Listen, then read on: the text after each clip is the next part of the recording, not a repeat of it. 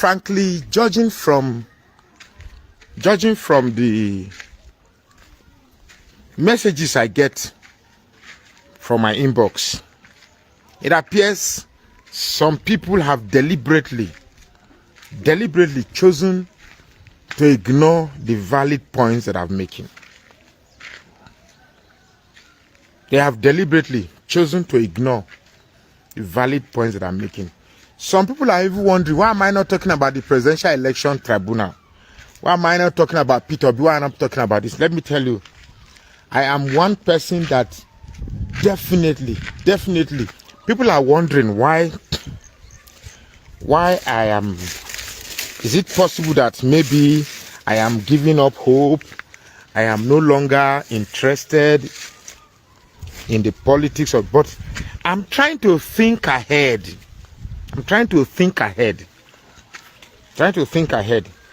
Yes, the Labour Party are on their road to the Supreme Court.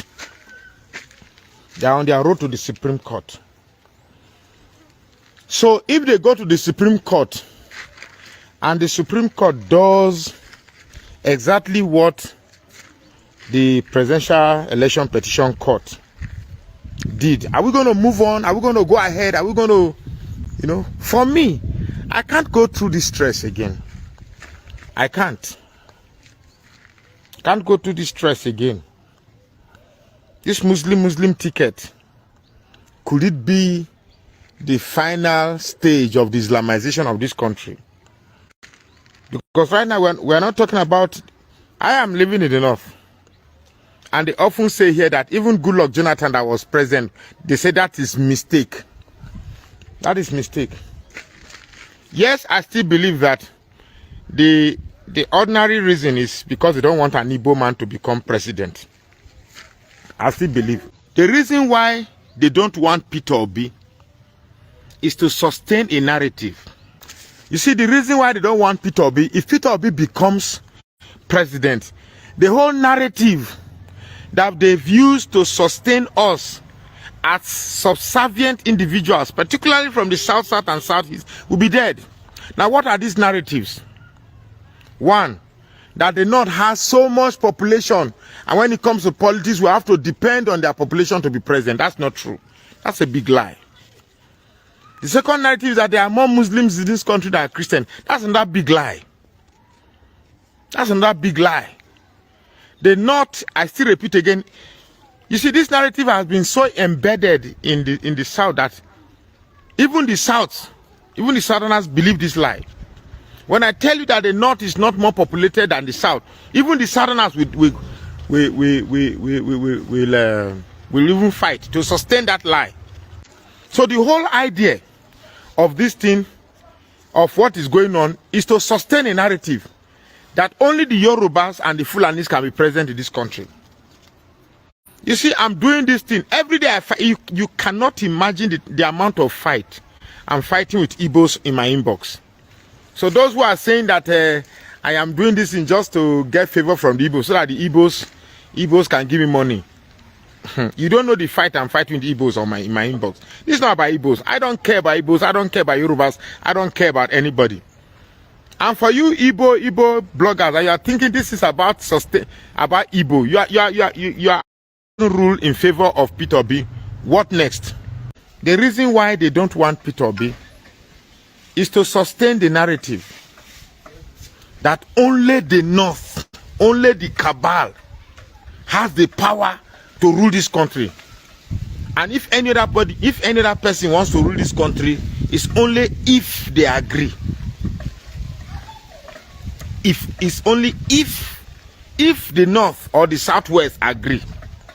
That's the so. Look, my brother, it's because I'm on social media. I don't want to be arrested. There are things I will tell you that if I say it, I know definitely I'll be arrested. You understand me? I know definitely I'll be arrested. So some of you that you are saying that Biafra, and Nnamdi Kanu, I've said it before. You are Igbo. You are not Igbo, because what I get often in my inbox that I am Igbo. I'm denying I'm not Igbo. I'm not an Igbo man. I'm an Urobo man. Purely and proudly an Urobo man. The greatest sin of this Biafra movement is that you are trying to change people's identity. That they change certain things from this to Igbo, they change them from Igbo. Why can't people just be who they are? Why can't you allow people to be who they are? You are angry in Nigeria that you are being marginalized. Here you are, trying to force people into your own ideology. You've not gotten the Biafra yet, oh. You are forcing and trying to change people's identity. People say this is who they are. Allow them to be who they are. Allow them to be who they are. Our problem now we be our problem. These people, and they are happy. They are happy when they see us that we can't even come together to even make a common sense out of our problem. They are happy to continuously do the things they are doing to us. I'm so disappointed. I'm so disappointed in the entire South. These Yorubas, that because they've introduced Islam, in you, you now see that those who brought Islam to you are more for your brothers than us. Whenever they want to subjugate the South, they use the Muslims in the Southwest to force the entire Southwest to work in their interest. You think they are concerned about you? You are just their slave as far as they are concerned. You are just like a conquered slave. My brother, I'm so angry. And for those Igbos that are coming to my inbox to insult me, I pity you. When I told you that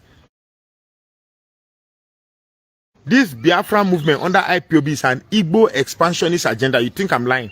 What is is your problem who is Igbo or who is not Igbo? You are Igbo, you are not Igbo. Is that the problem? Is that what we are pursuing? Or to be free from these caliphates, these cabals?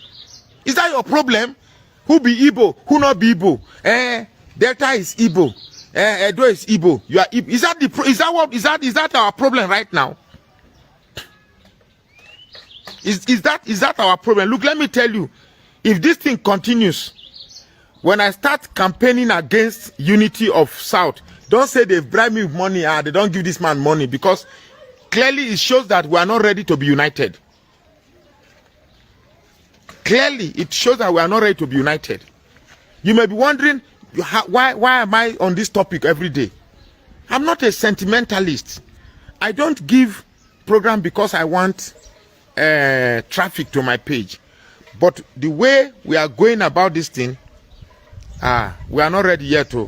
My name is Magnus Soraka, and I say please follow this page and share this post now. And now she was born to be a winner. Finally, let's also highlight the picture of the day. United States President Joe Biden is all smiles as he personally takes a photo with Dr. Ngozi Okonjo-Iweala at the just recently concluded G20 summit. We have that this day, on the front page of This Day, Dr. Bati and Rufai, where we see him actually holding a camera, taking pictures of some leaders, world leaders, National Security Advisor, Ngozi Okonjo-Iweala, Dr. Ngozi Okonjo-Iweala, and Ms. Nicole Mensah. A selfie with the president? Yeah, a selfie with the president, President Biden also. A selfie, the president becoming the cameraman here, taking pictures. And if you had seen other summits around the world, you'll know that President Biden is quite a very charitable person, you know, when it comes to helping people out and taking pictures. You know, the scrappy kid from Scranton is famously called. And he was there, and Ngozi Okonjo-Iweala is there in a capacity with the WTO, World Trade Organization. There were a lot of trade talks. Our own. We must claim that every time. But it just shows the good nature and the good fun.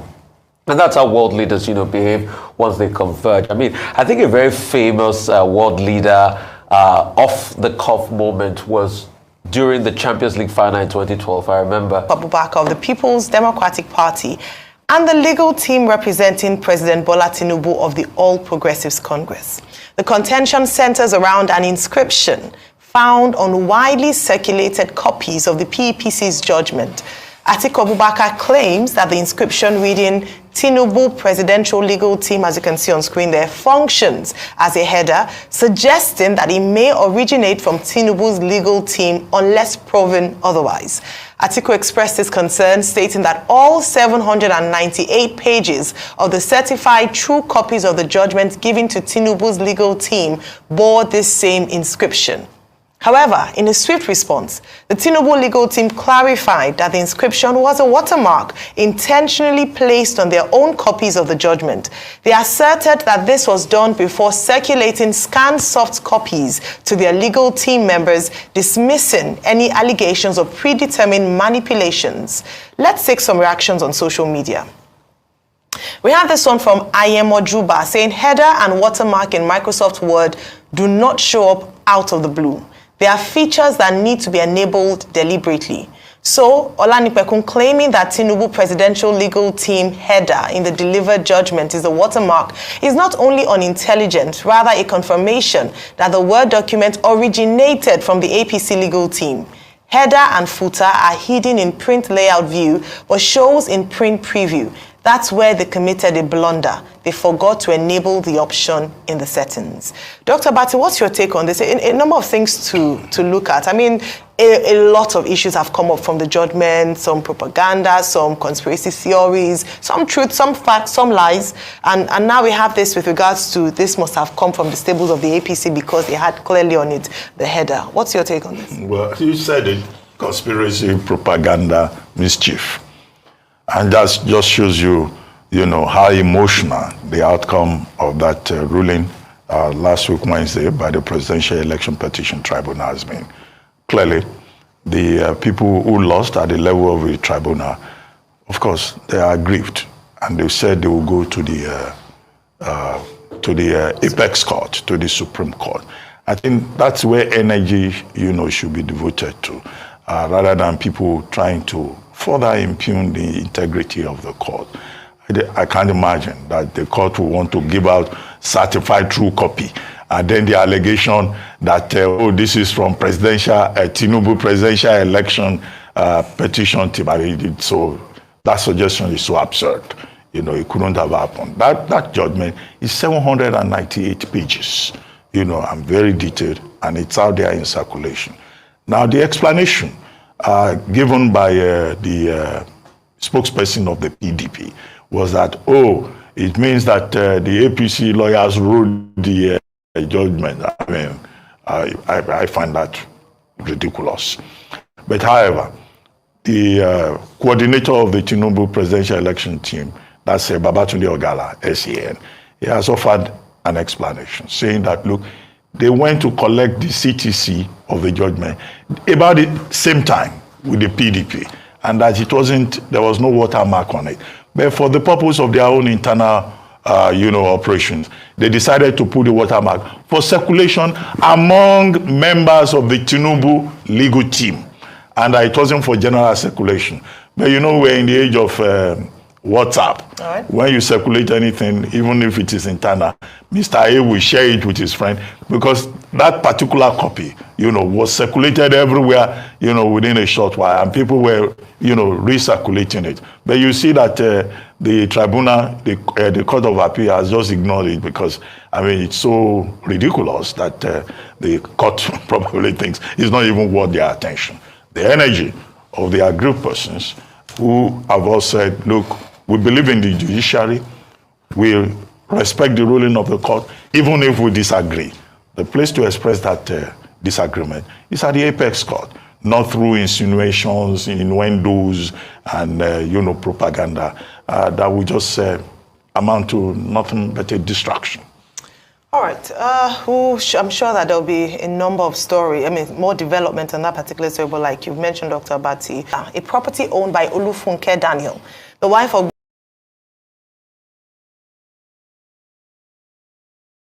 judgment of the Court of Appeal is unassailable. It is as fixed as you can fix anything. And I can assure you that if there is an appeal, I doubt whether anything can come out of the appeal. How would you say that? Let us be clear to ourselves.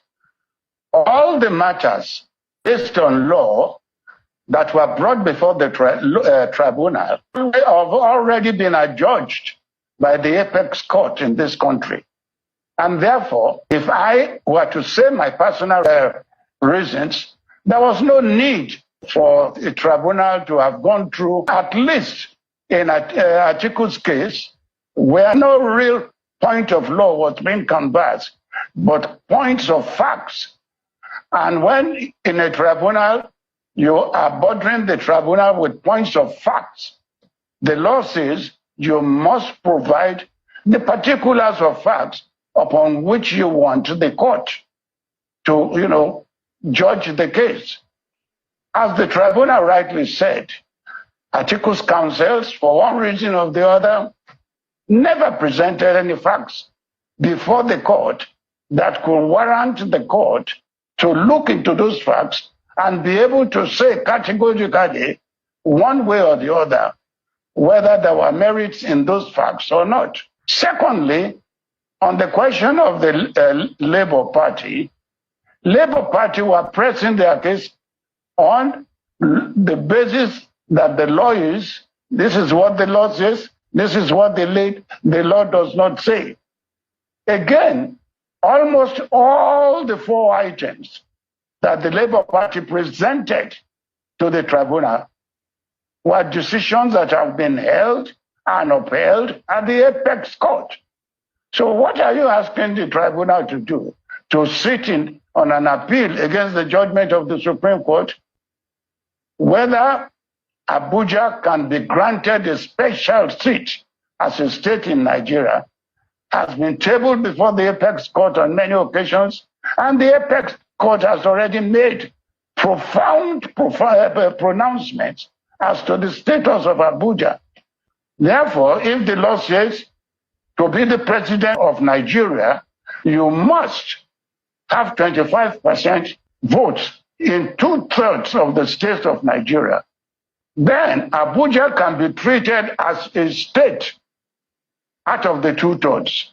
But to say that since the word "and" had been used, and the English language can be determined in many ways, then you now say that even if a man wins all the 36 states in Nigeria and has 25%, if he does not have 25% in Abuja, then he is not deemed to have won. A reasoning of that nature needs to be reconsidered. We lawyers used to say in my time that this is the harvest period for lawyers. They believe that if politicians have made their money in very dubious manners, I'm sorry to use the word dubious, but that is the belief of many. So let us help them spend the money. Lawyers, without considering the fact that they are senior members of the bar, will just take any brief, never thinking whether this state of the law as it is has been determined or not.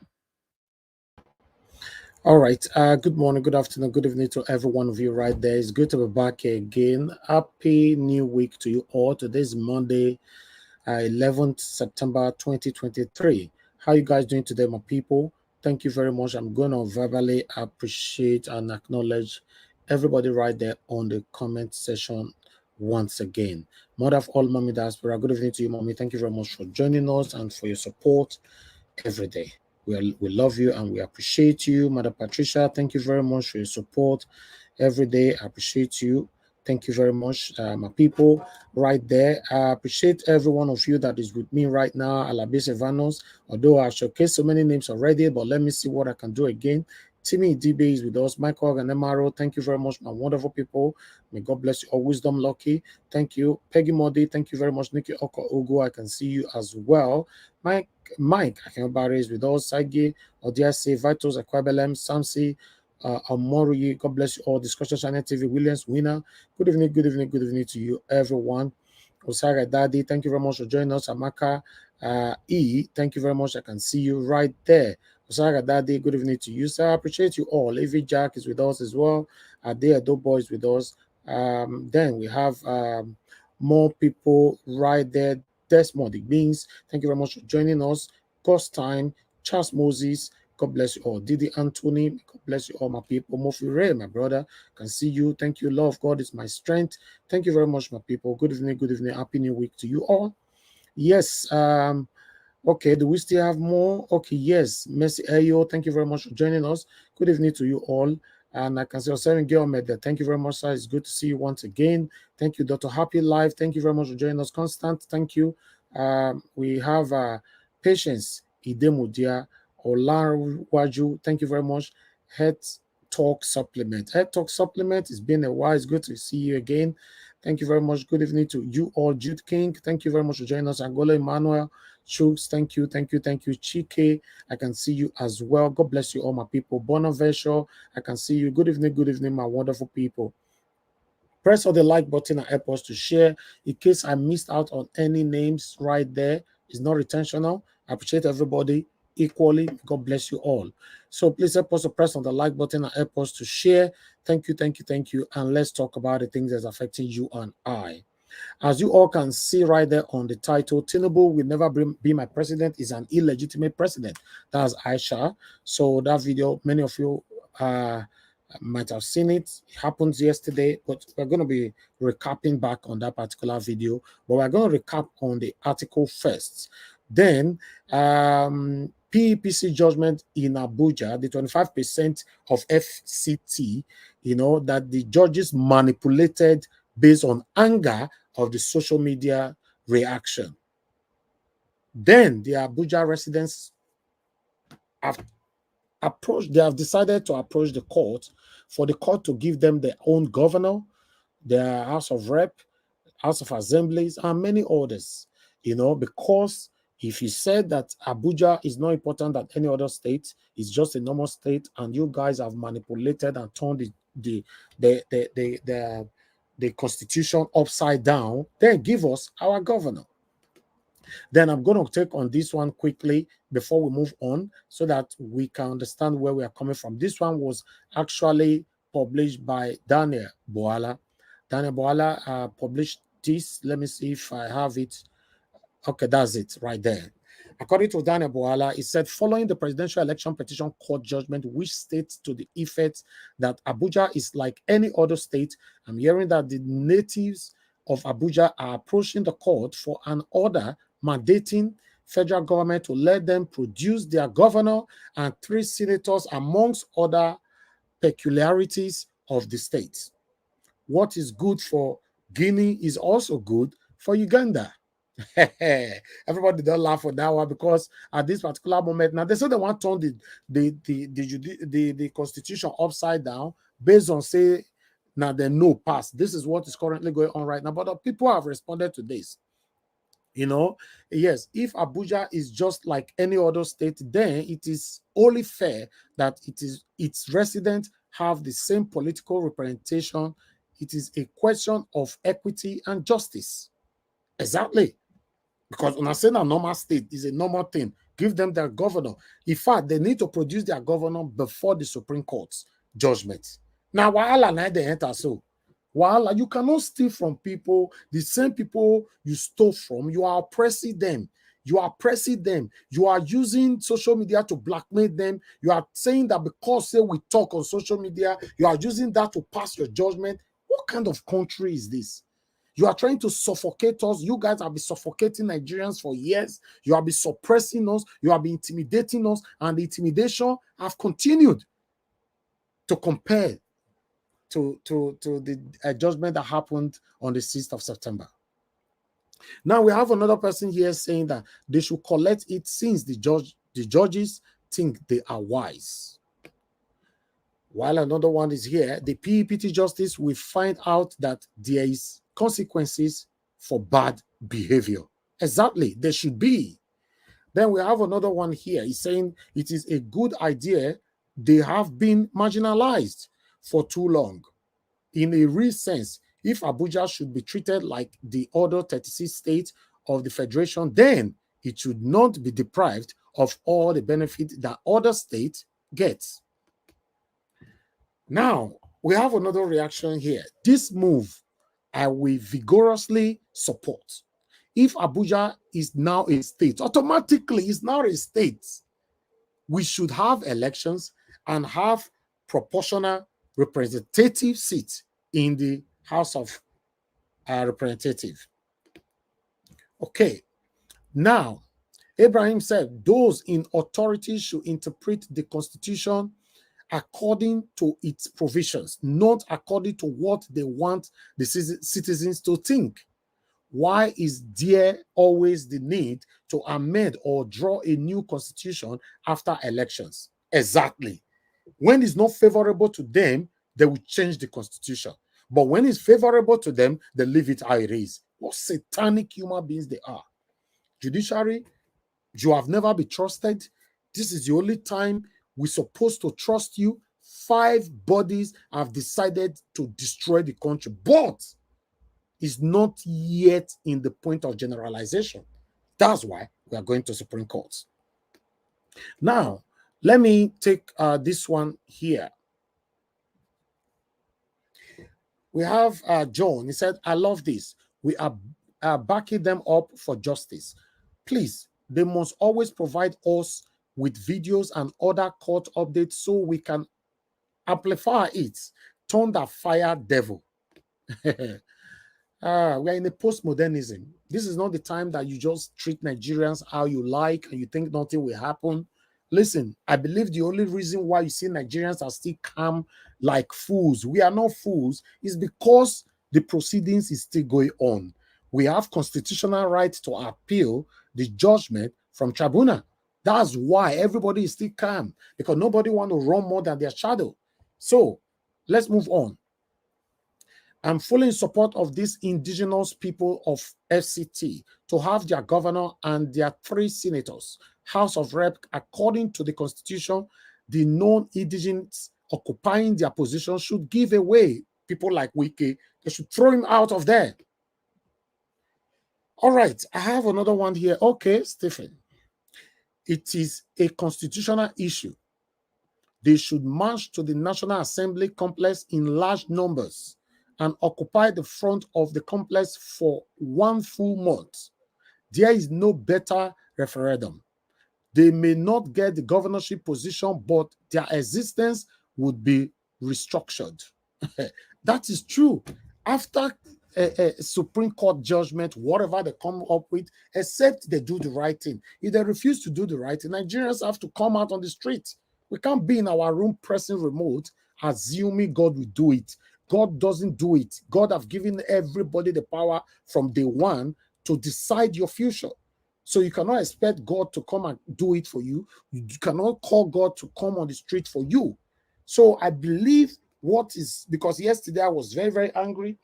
Somebody now let me know that the reason why he think the reason why Nigerians are still a bit quiet, or rather quiet in general, is because Supreme Court is there. But if you ask me, some of them are not even aware. I have somebody very, very close to me that is in Nigeria right now, who just traveled to Nigeria, told me that, when he asked them for Nigeria, say, well, not yet the judgment and all that, their responses were just saying, okay, that case never still finished. They are still there and all that. So many of them are not even following up anymore. They have moved on. They are not interested. So I'm not happy with that. But meanwhile, let's take this. The approach is well timed. It would be thoroughly considered before the Supreme Court, before they make their judgment, before the Supreme Court, what am I reading? Considered by Supreme Court before they make their judgment. We are patiently waiting. Okay, let's take another one here. They should file multiple suits around the country. If this is possible, I'm sure many Nigerians will support it. Why should they be denied their governor, State House of Assembly, House of Reps, and extra senators? Why? When I say na state, right? When I don't now be this, give them their governor with immediate velocity. Meanwhile, I have another one here. Hide the truth, kill the truth, drown the truth, bury the truth. One day, it will rise up and shout with a loud voice, I am the truth. Which is the truth. Okay, Nigerians need more of courageous woman like Sister Aisha. Okay, this is just a comment before the video, but I'll play the video later. These are other people's reactions with Aisha. Aisha's statement one by one was very strong on the national TV. You know, people are threatening her. She'll be arrested. She'll be this. She's not interested. That is what you do when you are fighting for your country. You say it how it is. As long as you are not insulting them. Tinubu is illegitimate. It's not a crime. As far as the court, the case is still in court, is illegitimate president. Right? So, but many people cannot say this anymore because they believe, say, now president to the national TV and all that. Life should have been like that. Nigeria need more of this courageous woman like Sister Aisha in the society. Power to the people of Africa against colonialism and puppet illegitimate governments. Black African unity. Then I have another person here saying that this interview is spectacular. No Nigerian is more Nigerian than any Nigerian. Well done, woman of the people. Okay, we have 4 to go. Dear God, please guide, direct, continue to protect this virtuous woman so she can continue to speak for millions of us who may never have the chance to speak out. Amen. Amen. He said, okay, we have this. This is why Nigeria is a lawless country, where court will give orders and no one carries out the order. The judiciary does nothing to the individuals. Okay, 2 to go. I stopped being interested in the election tribunal from the moment the CJN was put to office by the present government. I'm not surprised the way it ended. Oga, it never ends. Don't worry. It never ends. We're on the other step right now. If the petitioners didn't provide enough evidence to the court, why did it take the judges almost everlasting to prepare their judgment? Exactly. These people finished the whole 180 days. These people, they finished the whole 180 days. Still, they say Obi and Atiku did not provide anything. Dude, what were they doing? Huh? What did they do since? All right, let me take on this article quickly here. I appreciate you all, my people. I'll post out a link soon. I just want us to do this first. You know, my people, stay with us. God bless you all. I appreciate you all. Good morning, good afternoon, good evening to you all. If you are just joining us right now. Okay, let me take this one. We're going to go on a video as well. Well, I just wanted to take 1 or 2 paragraphs from here. Tinubu will never be my president, says Aisha Yesufu. Aisha Yesufu, a social critic and strong supporter of Mr. Peter Obi, Labour Party LP presidential candidate in the 2023 general election, has rejected the verdict. Same here, I rejected it, 100%. Aisha Yesufu, a social critic, strong supporter of Mr. Peter Obi. Okay, we've said that before. They repeated themselves. Okay, let's look for the let's look for a quote. Okay, she said, Tinubu did not win the 2023 presidential election and will never be my president because he ringed his way to be declared the one with the majority votes. And as for me, that is a political coup. That is a civilian coup. And it's a mandate of the people that was stolen. My focus and other Nigerians now is to ensure getting the mandate back. Exactly. She continued. I stayed for over 13 hours in the court. I heard all the judges read by the justices. It was all the judgments read by the justices. It was all a movie. And there was a trailer before the movie. It began when the former Supreme Court Justice Mary Odili spoke. It already preempted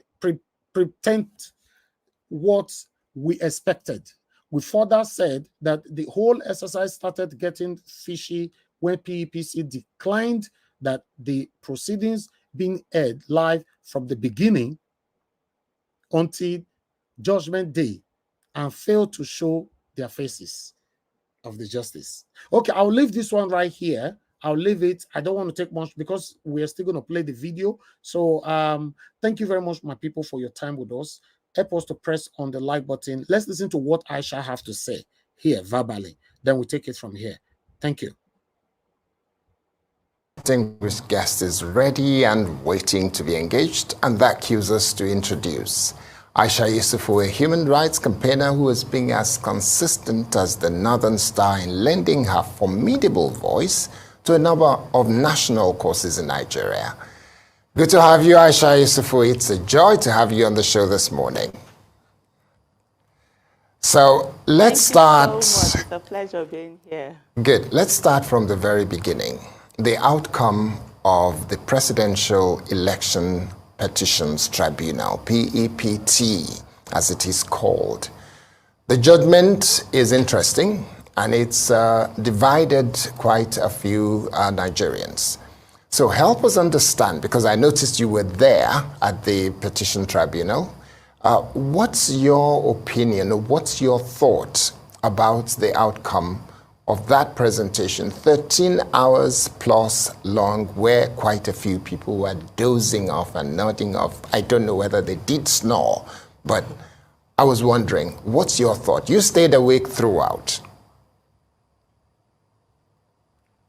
Oh, yes, I did. We're going to do this electronic transmission because many people do know that it is normally when they do that collation, when manual papers are traveling from one place to the other, that a lot of changes happen. And so people had confidence when INEC gave their word. And then the new Electoral Act also made people to be more confident in election and find that, okay, finally their vote is going to count, their vote is going to matter. But here we saw the brazenness that happened, the impunity, the way and manner in which the rigging was done in such a way that numbers were changed, figures were changed. You see, let me give a hypothetical example. You see something like 212, and then you turn the 2 and 1 and make it a big fat 0, and then you now turn it to 2, and then they cancel. They use TPEX correcting fluid to correct and write on it, and then change another person's numbers for it to correct. And these things were uploaded. Blank sheets were uploaded, and at the end of the day, there is not a single thing in that judgment that talked about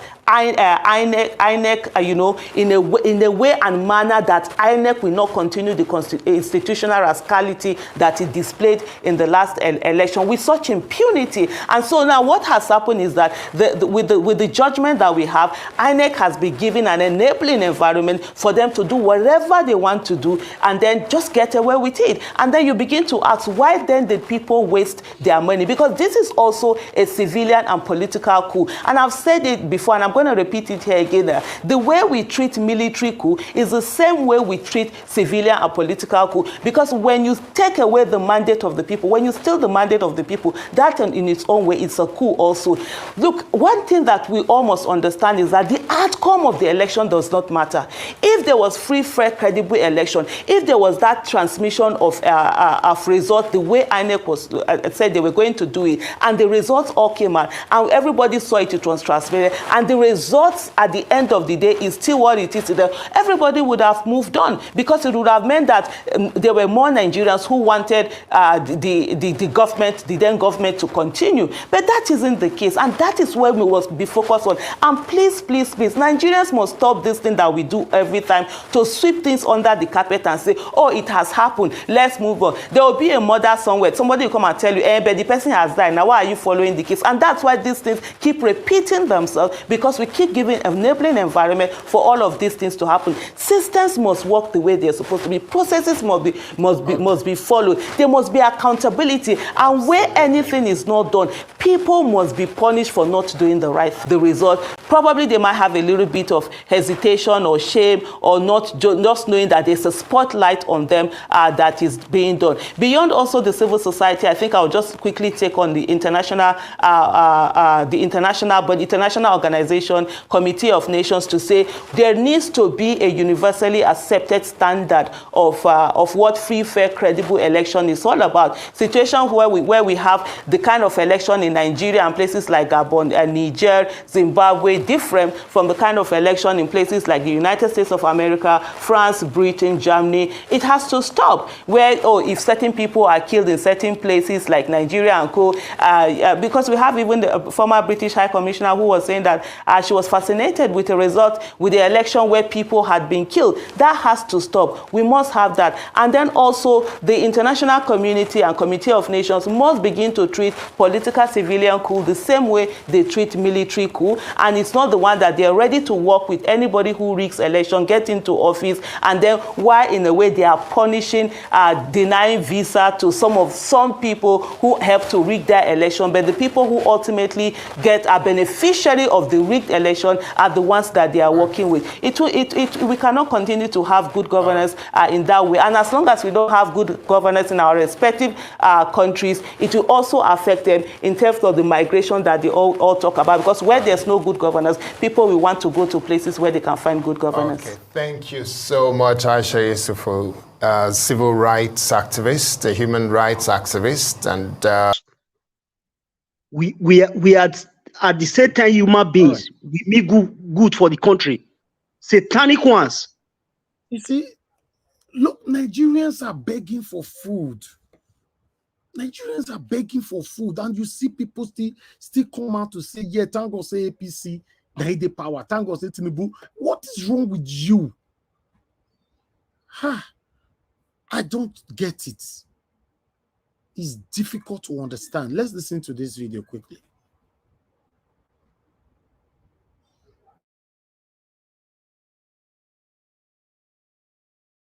My great Nigerians, I celebrate every one of you for your courage, for we to move on, even when they want us not to move on.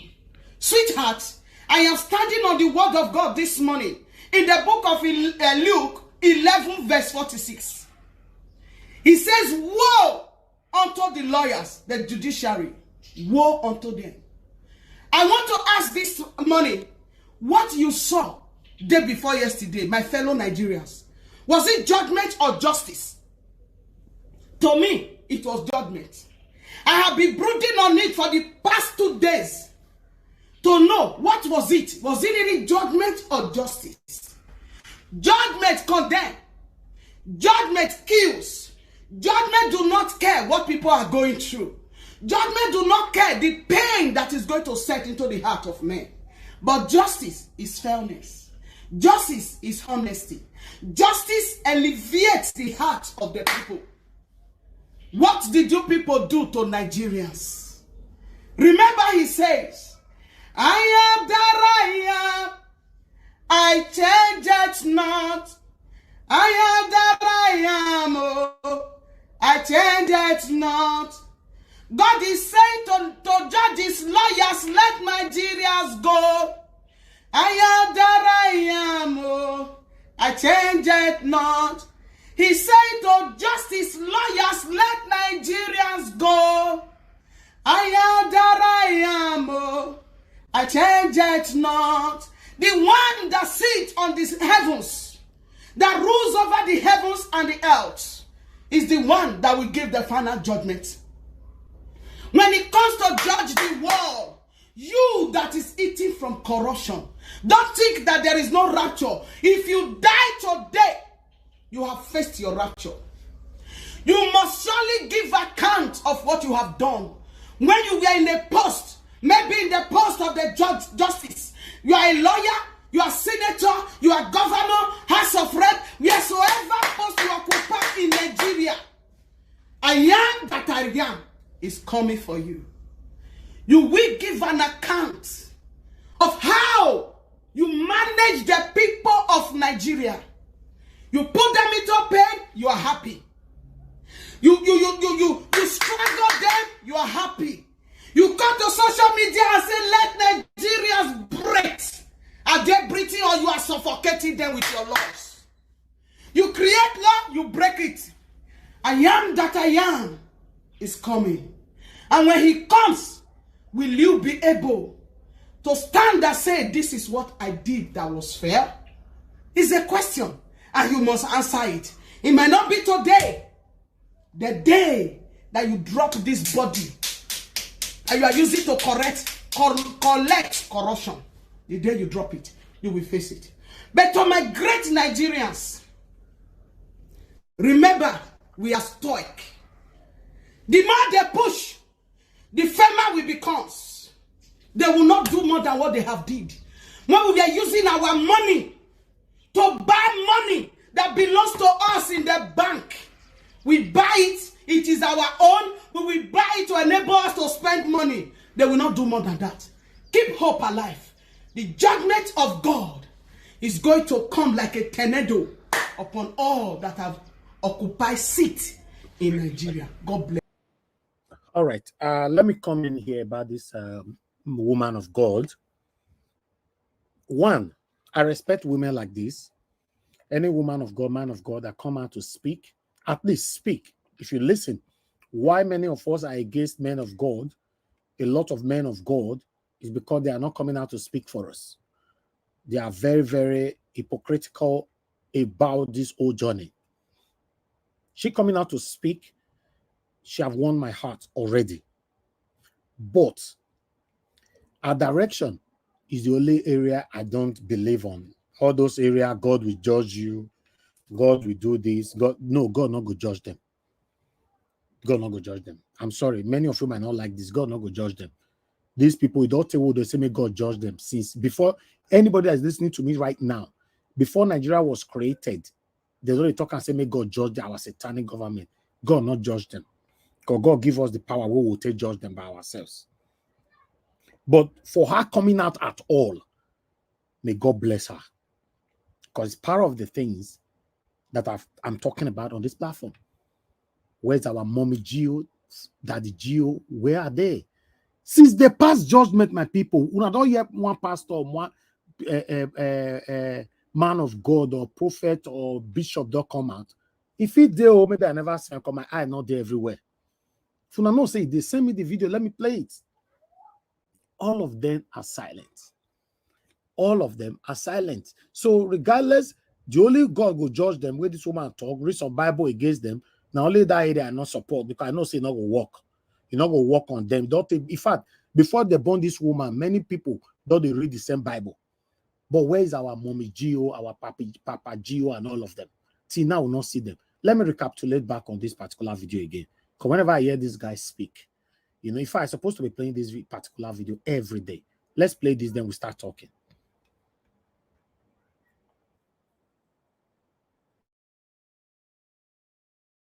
The only other thing some of you daddies in the Lord have added to national development is yearly churning out of prophecies and declarations. Nigeria, this year thy glory is upon thee, is your year of abundance, and that, amen. That year, 800 people killed in Borno, 1,000 killed in Plateau, people killed in churches in Taraba, in Benue, 1,000 displaced in Benue, a church attacked in Francis Xavier in Owo, everything, a bus loaded with Christians going to camp or going to a convention, kidnapped with men of God. In that same year, a lot of, the woman, one Mrs. Eunice Olawale, who was killed sometime in Abuja, I think July 9th, 2016. What happened to the killers of that woman? What happened? Did you hear prosecution or arrest? No, we move on. But we continue to support the government and we continue to make declarations and continue in this kind of religious rhetoric and innuendos when you know it has not moved the country forward. Daddy, how is it possible that a government will be able to run on prophecies and declarations when you do not even run your own ministries on merely prophecies and declarations? A government that is a secular state that might even be made up of unbelievers. You believe that the anyhowness in government will be corrected by prophecies and declarations. When your own ministries, if you look at the successes of our religious institutions, you will see a deliberate attempt at accountability and building success. Have you seen any church university come to say that we are prophesying that this year we will have 1,000 first-class graduates? No. There is a track record. The instructions, it comes from general overseer, AGOs, provincial, zonal, parish, well aligned. You see that there is deliberate attempt to build success, but somehow you believe that government will be able to run on prophecies and declaration. If that is the case, so what prophecy is building the economy of Saudi Arabia, of China, Japan, and the rest of them? Even Israel does not protect its nation by prophecies and declarations. And then you continue, you declare upon us, you are led with pillar of cloud by day and a pillar of fire at night. But daddy, amen. But daddy in the Lord, you are not only using pillar of cloud by day. Aside pillar of cloud, we are also using bulletproof SUV. So you are using double factor authentication. If bulletproof SUV does not, if the pillar of cloud does not work, the SUV must protect you. Aside that, you also have armed security men protecting you, protecting your wife, mama, protecting your children, extended and nuclear family. But we are only able to use the pillar of cloud by day. And I'm not against people protecting their lives. If you're a public figure, you should take your personal security seriously. Definitely. But my dear brother, no life should be more important than the other. No. We are all the same human beings under God. If God gives you the opportunity to enjoy such luxury and affluence, the honor should be on you. You should have the moral and spiritual obligation, my daddy in the Lord, to at least help us, that you hold leadership accountable, that they do what they need to do, so that at the minimum, we, your own flock, and the average citizens who may not be able to afford the sophisticated security that protects you, we should be able to live in safe communities and neighborhoods. How about now, daddy? The unanointed should not die as a result of bad government, while the anointed continues to befriend and, romance with the same politicians who put the unanointed in that precarious situation. When you see the statistics in the nation, how does it bother you? You see, as I am reading, even on news on this thing today, 15 million children out of school. An entire generation of people have no opportunities to be educated. And it is not a problem to you. Maternal mortality, child mortality, all of the issues, sexual violence and the rest, child labor. People are risking their lives through Sahara Desert to leave this country. And you come out to keep telling us that we should do this, you should, Saul will come, David will come, we should help support the new government. Daddy, where exactly is your humanity? Where is your conscience when it comes to the issues that affect the average citizens in this country? Since yourself and your family are insulated from this entire rubble. How about now? As we are seated here talking, you are Muslim, he's Christian, I am Christian. But looking at your face, I do not relate with you whether you are a Muslim or you are a Christian. Because as I look at you, I may not have seen God, but I have seen you. And I know that what is good for me is also good for you. And that should be the important thing to us. What Nigerian youths are calling on is not that government should be killed or politicians should all be destroyed, but give way for competent people to take charge. Let there be shared prosperity. The inequality gap is too high across vertical and horizontal lines. A few are living in too much luxury and a majority living in extreme poverty. It should not be so. And if these things do not bother you and you hide under the garment of religion to continue pushing this hypocritical rhetoric and innuendos, then it is a shame on you and you should be disappointed in yourself. All right.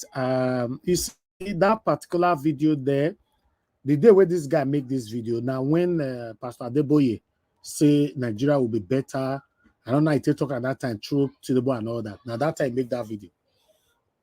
You see one particular thing where he talk, although he talk on so many things. For example, using Bible to people should use Bible to protect themselves. Why the GOs, that the GO them use bulletproof. Then he also went on by saying, you've never seen any pastor, prophet, bishop saying that this year, 1st of January this year, we are going to have 100 or 200 or 300 first class graduates in Jesus' name. No, not the other one. Now, wait till the year and be say, you will build your house this year. Everybody will say, amen. You will have your car this year. Everybody will say, amen. You will have a private jet this year. Money, a miraculous money will enter your account this year. Everybody will say, amen. Listen, guys, before we move on, yesterday was Sunday, yeah? The first Sunday after the judgment from the tribunal, right? I bet you many churches yesterday filled up.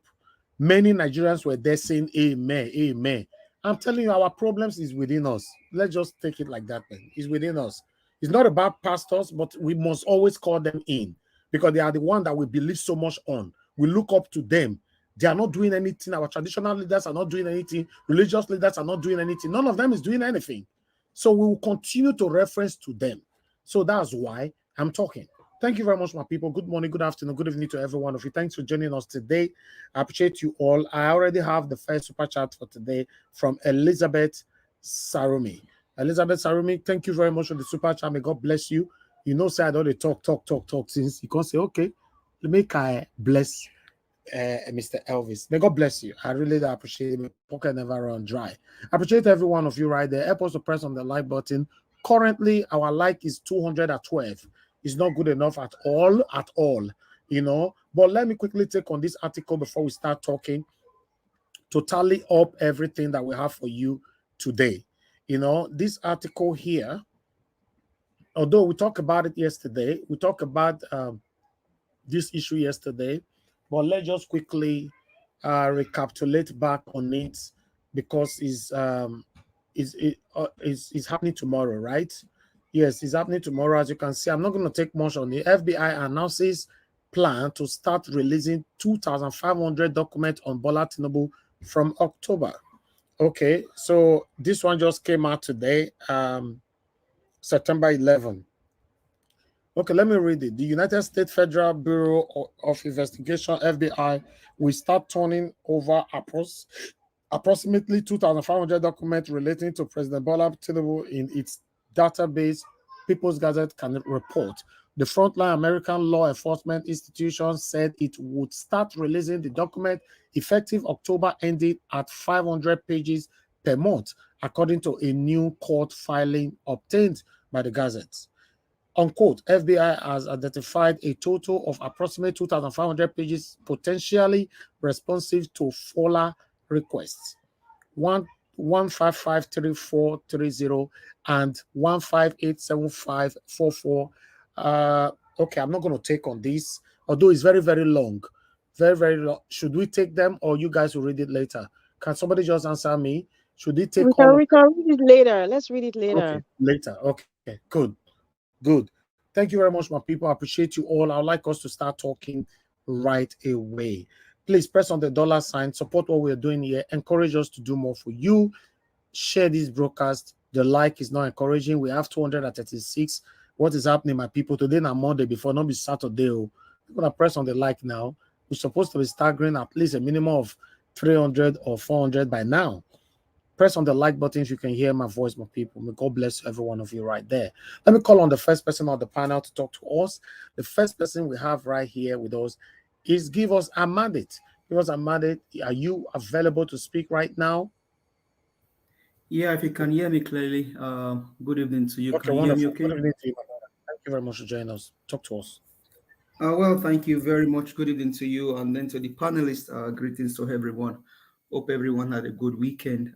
People on the comment section, greetings and greetings and greetings. And to well-meant Nigerians listening to us from all over the world, greetings to everyone.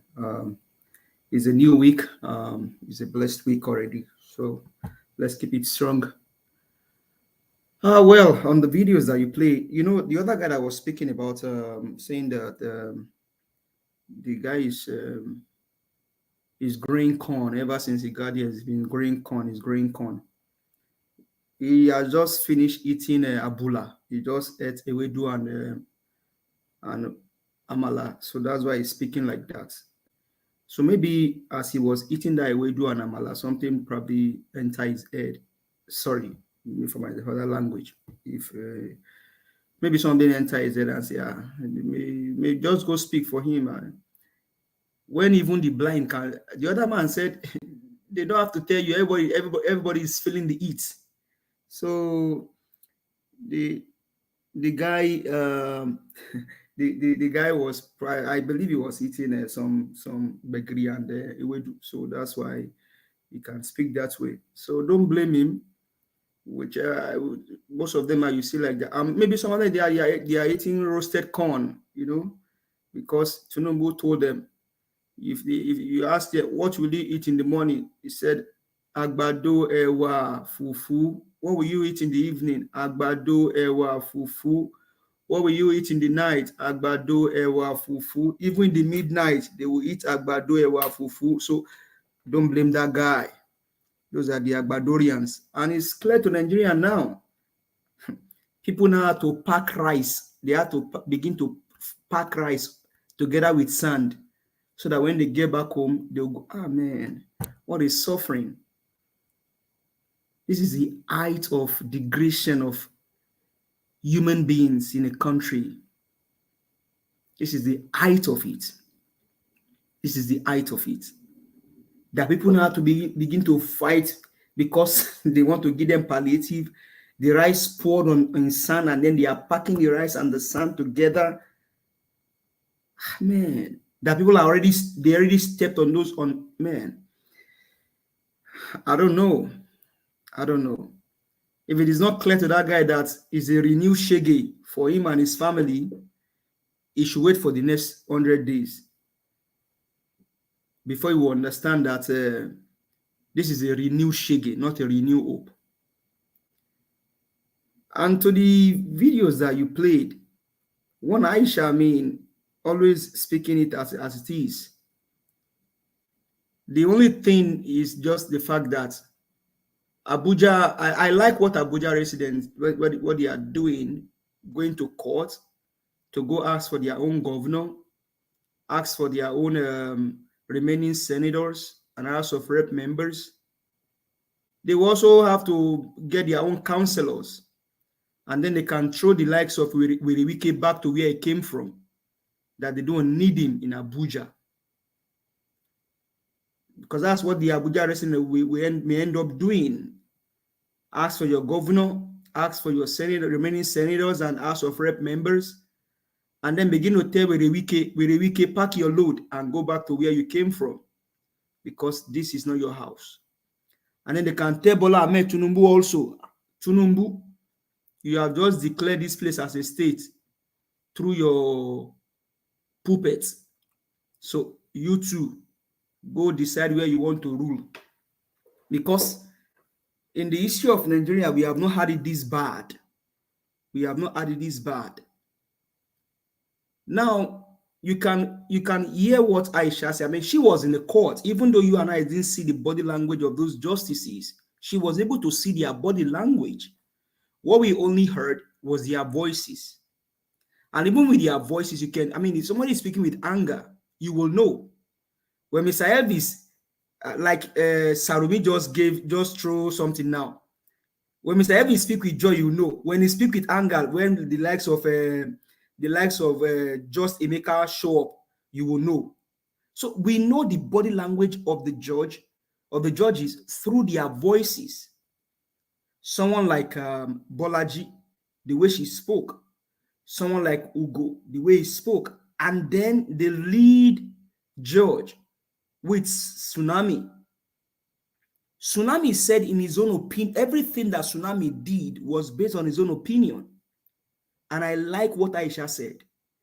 That court, the appeal court, was filled with, I mean, I don't even know what the defense staff or whoever is doing in that court. Shetima, I mean, it can be there. But you have different ministers, you have the police, you have, they were not intimidated by that, but just people on social media saying what they feel they can say because they are also citizens of the country. You are intimidated. What can we say? This is a country where the more you look, the less you see. A country where you ask questions, they tell you you didn't ask the question properly. Because I don't know and this is why if we don't change things now, it will continue to get worse. Why all of a sudden you didn't show when the whole thing was going on, the trial and everything, you didn't show anything. We are only picking pieces of what people like Ned Media put together and then throw out to us. And then in your final judgment, which is not justice, you are telling us that they didn't provide enough evidence.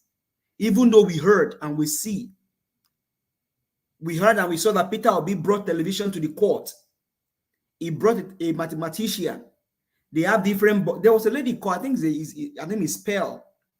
Pearl said the overwhelming evidence that they took to the court, that she just prayed that tribunal will just they will have the energy to go through their overwhelming evidence. I think she was part of those that prepared those, that she just prayed that they will have time to go through the overwhelming evidence that was provided to the court.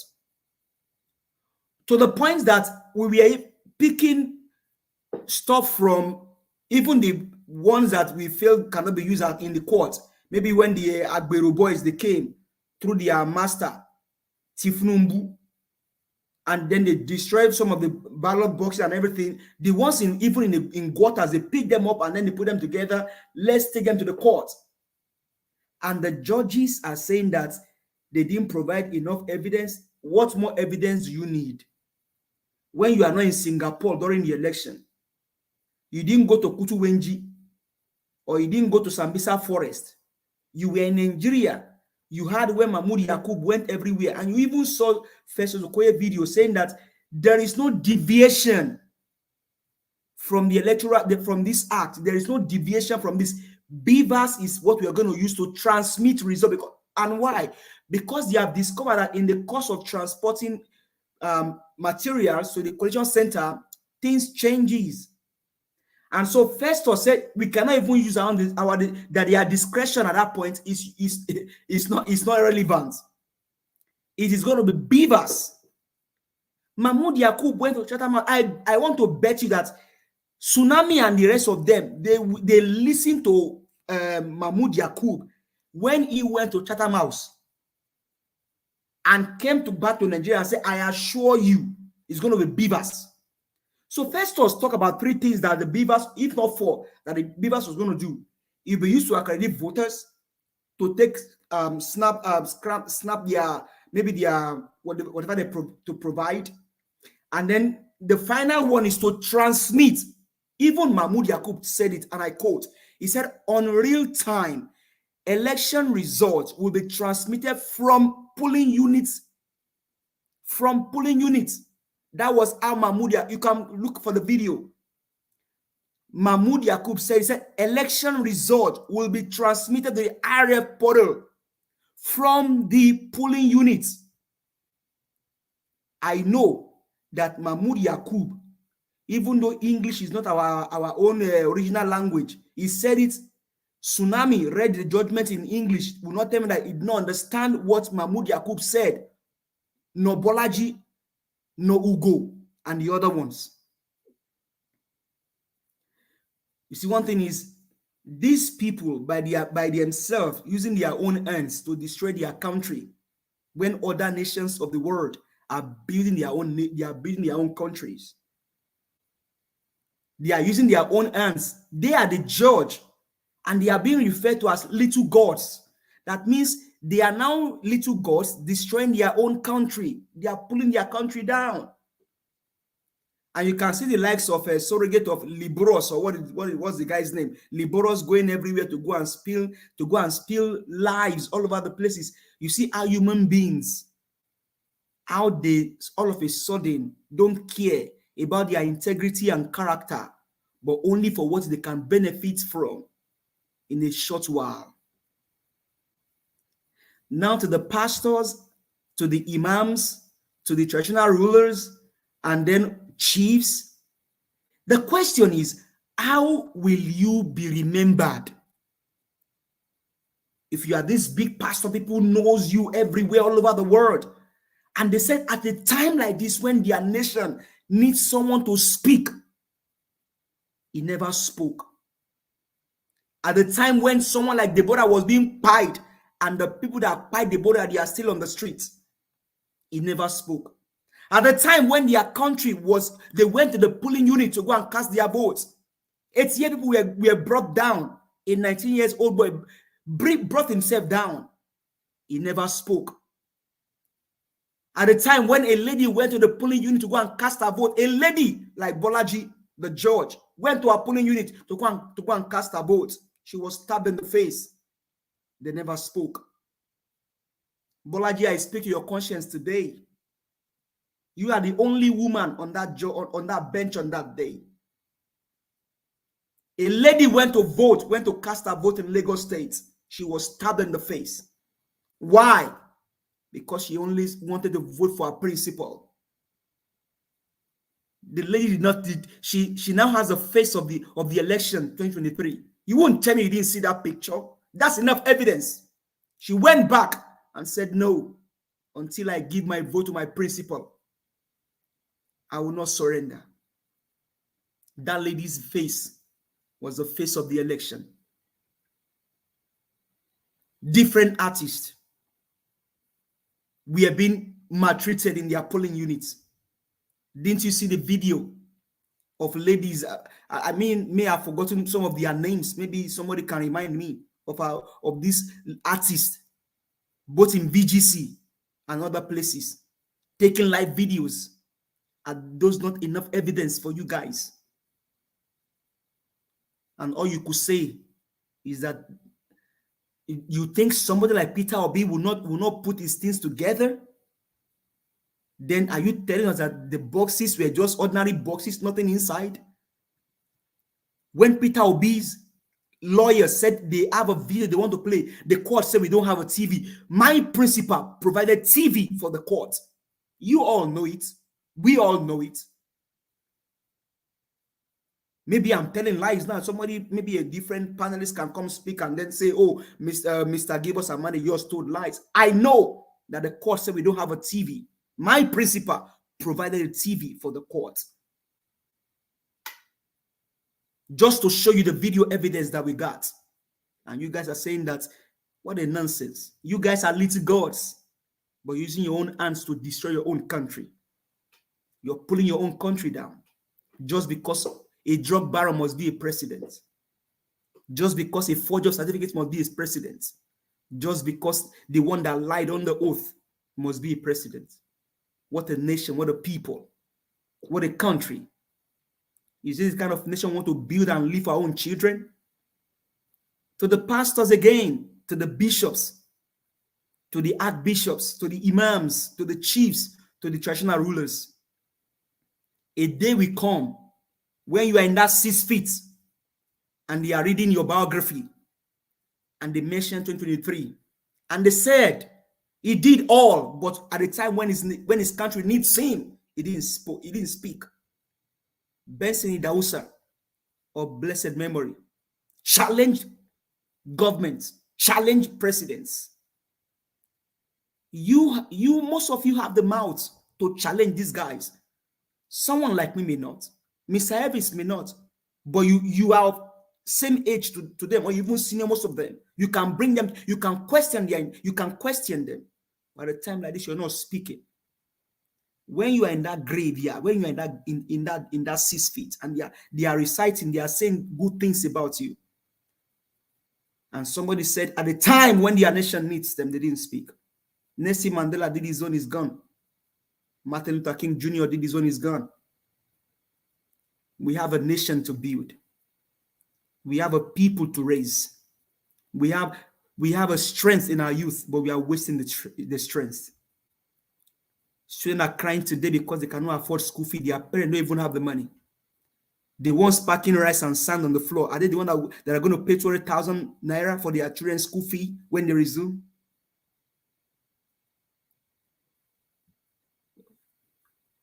Tinubu, and get it right and get it clear, is a human being. Is a human being. But we are saying that this kind of character cannot be the president at a time like this when our country is down. He can never even be, because he's a drug baron. He forged certificates. He lied on the oath.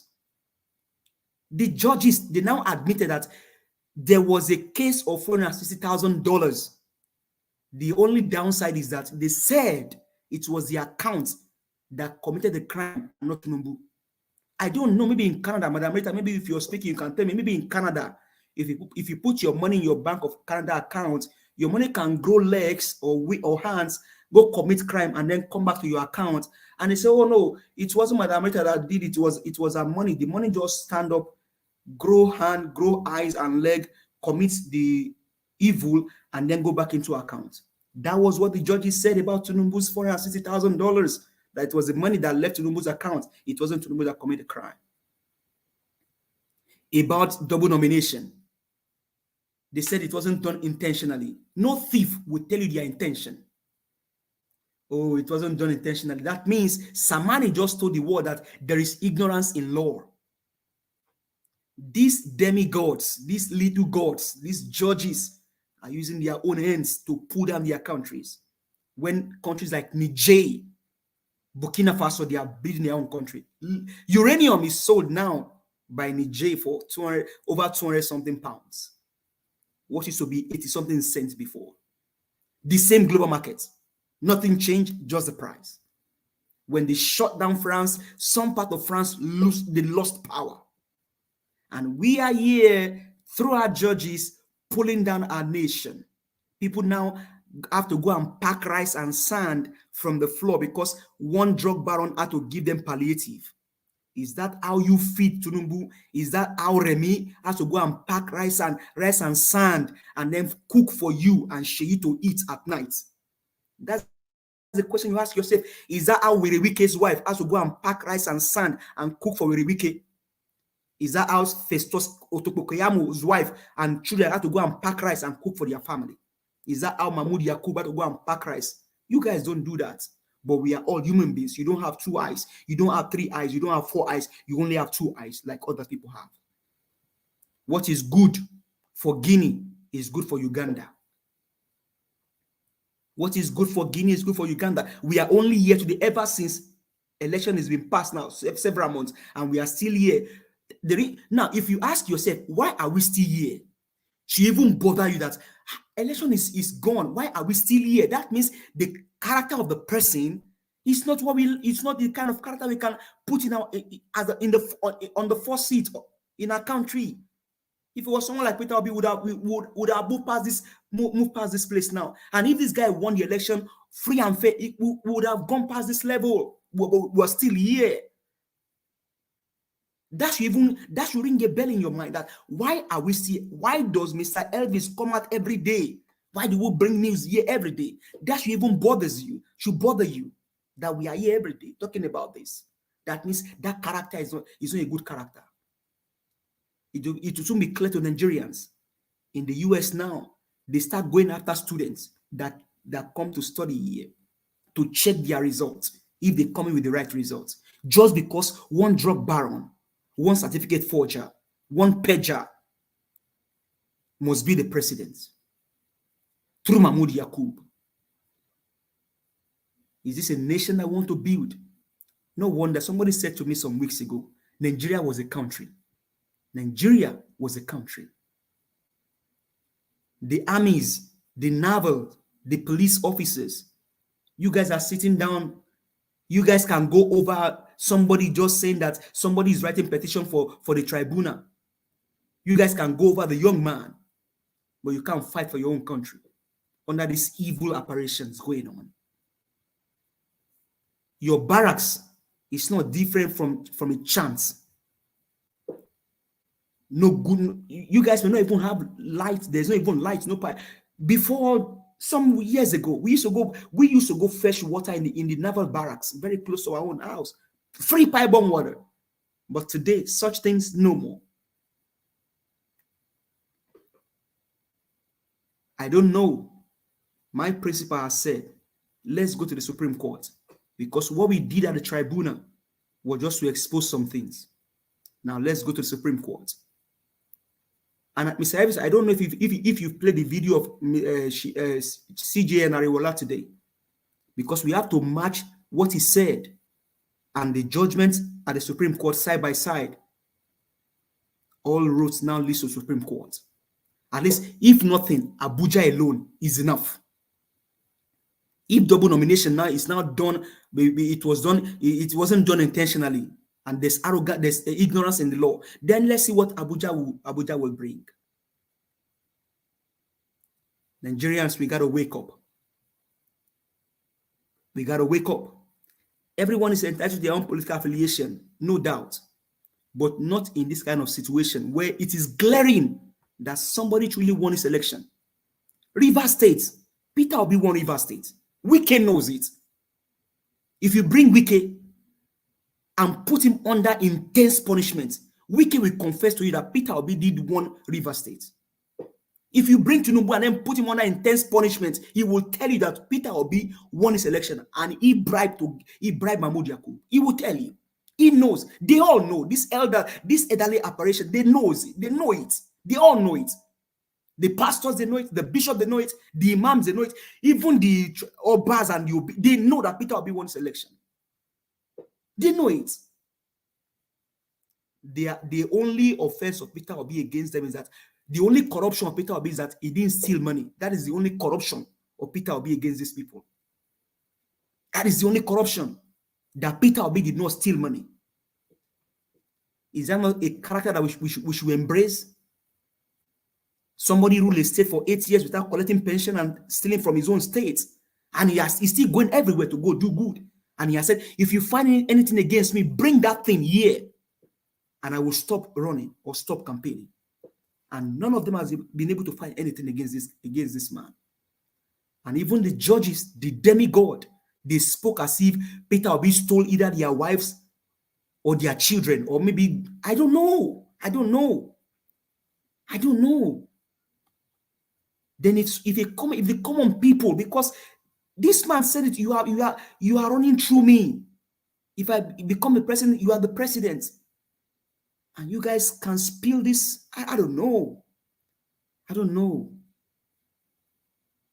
But the question is, as a pastor, as a bishop, as an imam, as a Sultan of Sokoto, as the Oba, whoever you are, when you are in that 6 feet and you are reading your biography, and they said the only thing is that he didn't stand for his country when his country needed his voice the most.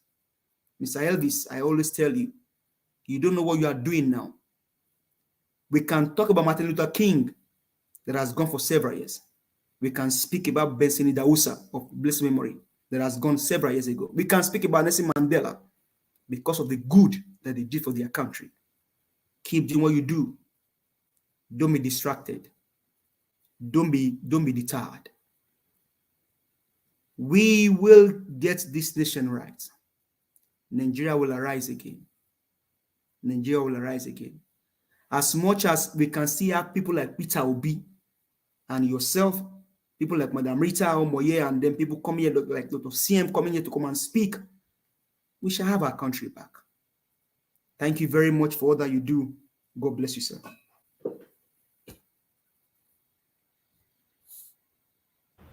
Thank you. Thank you very much, my dear brother. Give us a mandate for your wonderful submission. Thank you. Thank you, guys, for your time with us. Because we don't have lots of people today, so we are not just giving time to speak. So we allow people to, especially when whatever you're saying is aligning.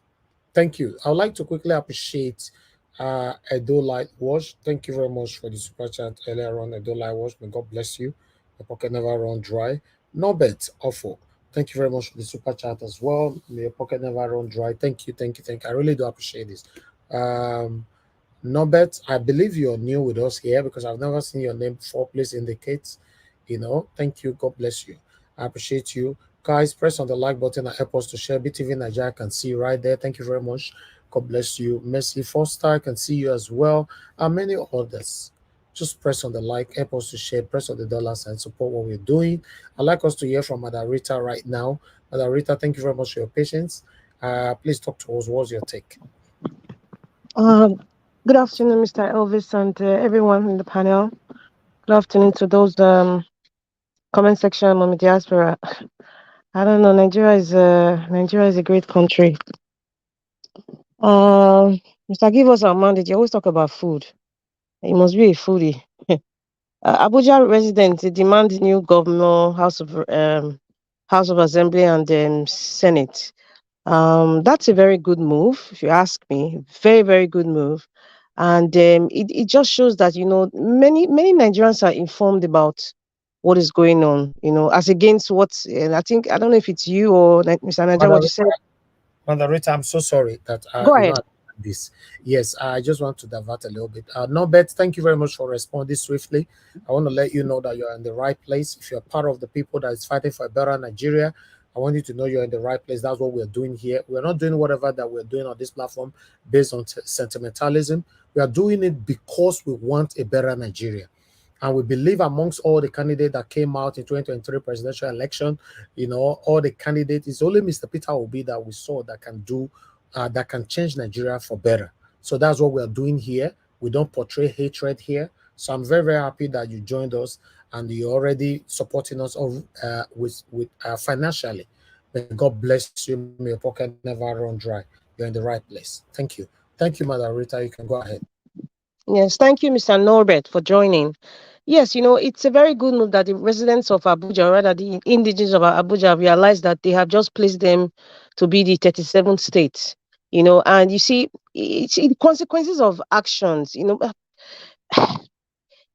human beings, just because they want to satisfy some sort of greed or some sort of and to fulfill some sort of satisfaction, they are oblivious of the consequences of their decisions that they make.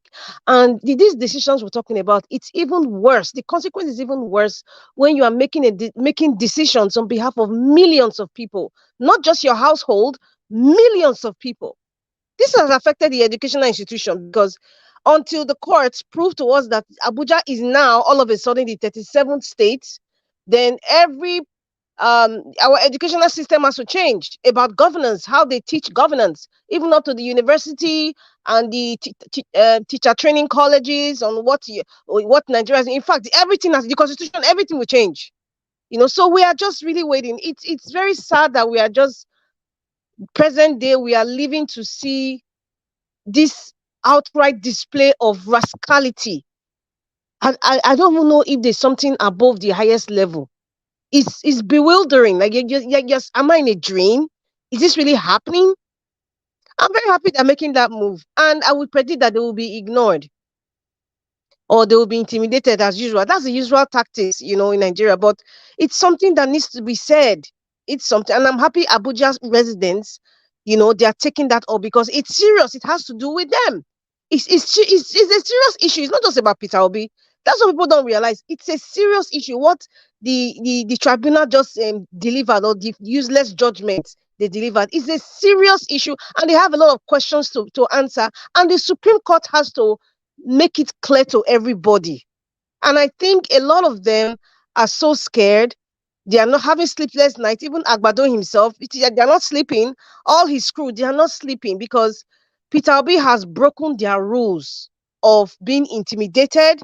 He has broken their rules of nobody takes the presidential candidate to this high level. In fact, I've never, maybe it has happened, someone can, correct me, but I have never heard in my entire existence, being a Nigerian, that, we are taking this case, election petitions has gone straight to the Supreme Court. I've never heard. Maybe it's there. I don't know, but he has broken the rules. Peter Obi has my president. Let me correct. Peter Obi, my president, and Ahmed Dati as my vice president. They have broken the rules, but they never broke the law, but they have broken the rules of the oligarchs. And I'm very proud of them. And I'm very proud of everybody who is supporting this cause, regardless of whatever it is that they might judge, regardless. Because right now, I think those people who are ranking the most corrupt country in the world are also watching this. So maybe, I think it's India. I don't know which country that's in number one. So they are watching. So when the Supreme Court judgment will come, then we will go high in the ranking. This is what is happening. Perhaps Guinness Book of Record. Aisha Yesufu, I don't know. There's something about people from Edo State, people that actually, if an Edo person, I'm speaking because I'm an Edo person. If an Edo person who loves the truth and they swore to stand by the truth, they would never change. They would never change. Maybe it's something in the red soil. Maybe there's something in that. I don't think it's just Edo State. I think it's Bendel State. Yeah, let me use Bendel State now. There's just something. No matter where you are born, even if you're born in the north or in diaspora, and then you grew up with Nigerian parents, and then you see how your father stood up to the truth. There's no cheating. Everything is laid down. Nobody is favored, more than the other. When you have come to a certain level in your life, and you've made decisions to always stand for the truth, nobody or there's no entity that can change you. I think Aisha Yesufu is displaying that. And one thing that is very significant that I really love about her is that she is wearing a hijab. and she's speaking the way she's speaking. I know this is not to downplay, Muslim women who wear the hijab, the ones who choose to, but we know that in a country, in a patriarchal system like Nigeria, any woman, most women who wear hijab growing up, the first thing you see is that, oh, this woman she's kind of maybe suppressed. She cannot speak out. She's not vocal. She's not eloquent. She's not involved in politics. Maybe she's a Bukachua type of woman where her husband would tell her what to say, how to make judgment. But we're seeing a Muslim woman standing upright, speaking, inspiring people, inspiring her fellow Muslim women that you can wear a hijab, you can stand up for the truth, you can come on national TV, stand up for the truth without even batting an eyelid and saying it the way it is. I'm very proud of her that she is representing that, especially, I repeat, especially in a country like Nigeria.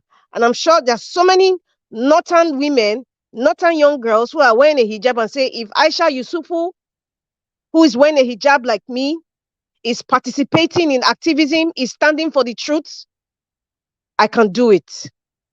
So you see the ripple effect of, the obedient Peter Obi's, the obedient movement. It transcends. It's not just about this election. So many other things in our society that has been overlooked. It's just presenting itself in so many ways, positive ways, I think, educational ways, inspiring ways. And I'm very, very proud about that. And there's one thing she said, you begin to wonder, well, I think we actually said it in this program, that when you look at someone like Festus Akamu, it will now tell you that, how did he get his senior advocate of Nigeria title? How? Because so far growing up, when you see someone like Chief Mike Ozekome, SAN, you'll be very proud. You'll be inspired to be a potential SAN as a Nigerian lawyer. But when you see someone like Festus Akamu, you start to wonder and think, perhaps this SAN is gotten by nepotism, favoritism. You start to question it. And that also applies to how a chief justice is made, how a customary judge is even giving those titles. You question it because the judgments we'll be getting over the years, you start to question, like, how did they get there?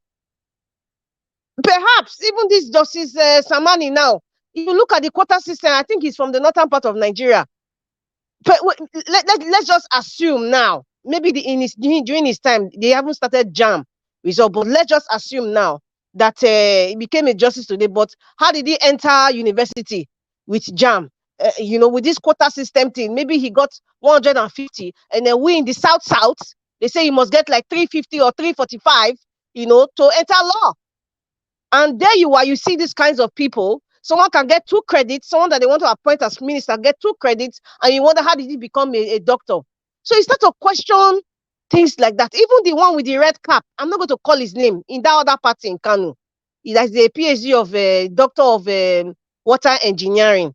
If you trace back to how he got his JAM, or you cannot compare it to me and you now that did TDB, daybreak reading, just to pass JAM. So you now start to ask the quality of professionals that you have at the echelons of the society, corridors of power. You start to question it, because when you look at certain things, it's like, am I in a bad, am I in a nightmare? So she's very right. You start to question, how are judges appointed? What is the process? You see what Peter Obi said, I am challenging the process. So at this point, we should also be challenging the process of how they appoint senior advocates of Nigeria and judges. I mean, focusing on the judiciary now. I don't want to go far. It's something to really, really think about, And the question he was asking, the man on Arise, the man with the gray hair or white hair, he said in 1983, and he was comparing, how he was he was supporting Dr. Braithwaite's party. Then he was an agent and all that. And he said, okay, they got the physical people. When journalists start to ask those kinds of questions, it's kind of condescending. I don't know about you, but I think it's condescending because, number one, and I'm so proud of Aisha when she stated that, listen, number one, if the tribunal was televised live. I don't think that man will ask that kind of question. And even if he asked, I think Aisha will have told him that, didn't you watch it yourself? Number two, she's not a lawyer. She is not a lawyer. She wasn't physically in the courtroom. So why will you be asking her those kinds of questions? That's why I say it's kind of condescending to me. You know, it's like you're looking for an answer where maybe she might err or she doesn't know what she's talking about. Asking the question. Besides, 1983 and 40 years after 2023, I mean, come on. People's consciences, they've evolved. Either to the left or the right, they've evolved. The kinds of leaders you have in 1983 and now, they are different. If they were corrupt, then they are triple, mega, triple, tetra, triple corrupt right now. So what are you talking about? I don't think they were intimidating, or if somebody did not say Mama Chukudi don't come, or they were burning people's market in 1983. I don't think so. I don't think they were intimidating a polling agent in 1983 than what is going on now. So asking those kind of questions is quite condescending. That's my opinion. And there's another thing that she mentioned, and I think Mr. Nigeria Watch, one of the things she listed, I think this is what you are practicing. I think many of us are practicing. You know, when she talked about, you know, what we really need to do now is not just about say I'm an activist as a title. We need to be active. And she talked about, you know, there is a lot of independence of the media. You know, I could see where she was going to, when she said a lot of the electorate, a lot of Nigerians need to be educated about the politics, about the decisions, about the process, for example, of appointing judges and SAN, you know, and the process of our judiciary system. You know, they need to be inspired. You know, we need to get involved. Participation. Speaking publicly about politics, and she's a total example of that, because as a Muslim woman wearing a hijab, you know, I know what I keep repeating, wearing a hijab, you know, she's speaking up. So she's trying to inspire people. She's speaking up. Mr. Nigeria, what Mr. Elvis, you have been in this race for over 1 year consistently, Yes. 7 days a week. You are just practicing what she was just Aisha Yesufu was talking about, including those people who are here every other day and all those people with Peter Obi supporting them. This it has to be continuous. Even if when Peter the Rock Obi becomes president, sworn in as president, it has to continue. Because we cannot stop. We have to keep educating people. We have to keep letting people, this is what the Constitution says. This is how you should behave. This is how you appoint judges. This is how you select the person who is going to take care of your taxes. You know, a lot of people have been ignorant, and programs like this educates people, inspires people to even speak up more. And this is what is bothering the oligarchs, and that's why they are angry, and that's why you see that Justice Samani and the other woman and some of the rascals that come on mainstream media, you know, like that man that was insulting, you know, the older lawyer, you know, they come, you know, with all form of vituperations, and they start to talk and shout on the, because it's like we are disturbing their spirit. They cannot read, they are not sleeping, they can't celebrate, they can't. So that's why the intimidation and the prodding and saying, don't go to Supreme Court, stop talking, let us move on. They are using pastors and all these GOs to be, let's move on. All those are tactics. All those are tactics. Mr. Nigeria, I remember early this year, before the election, I think you brought a guest to the show. I don't know, he had a Muslim, Abdul something, and he said politics is a mind game. I'm sorry, I can't remember his name now, but he said politics is from the north. He said politics is a mind game, and it's true. It's a mind game, and that's why. Yes, and that is why having programs like this is to open the minds of people, remove the scales from their eyes, to let them know it's a very difficult process. It can take 50 years for many people's eyes to be open, at least 90%. Let me not say 100%. It's going to be very, very difficult. Even people who are in the government, professors, educators, teachers, you know, influencers, social media, musicians, they're all involved in this charade of corruption. They're all involved. So it will take a lot of, and the majority of the ignorant people who are packed in all these mega churches, who are ignorant, and they look up to that the GO that will say, let us move on, you know. Many of them, they don't understand the consequences of what is happening. They don't understand the consequences. Many people, many. And I'm so happy, you know, when you were sharing that video about, you know, the people on the street talking, you know, I would say honestly, I will confess that, you know, that man, I think he sounds like someone from the north. Very, very informed. When he talked about, say, you know, he wants the men in the, no, not the men, the one that was wearing white. He was talking about, you know, this was happening with Niger, this was happening in Burkina Faso. He said 100 days of punishment. That man was so informed. The other man, I would say he was not mentally stable. So I'm not even going to go there. The one that was supporting and say God will do it. That man is not mentally stable. He's hungry. So let me just, you know, I don't want to touch that topic, you know. And, you know, when I was showing that picture about people struggling to get this so-called palliative, and let it be known that two major words of this administration is let the poor breathe and palliative.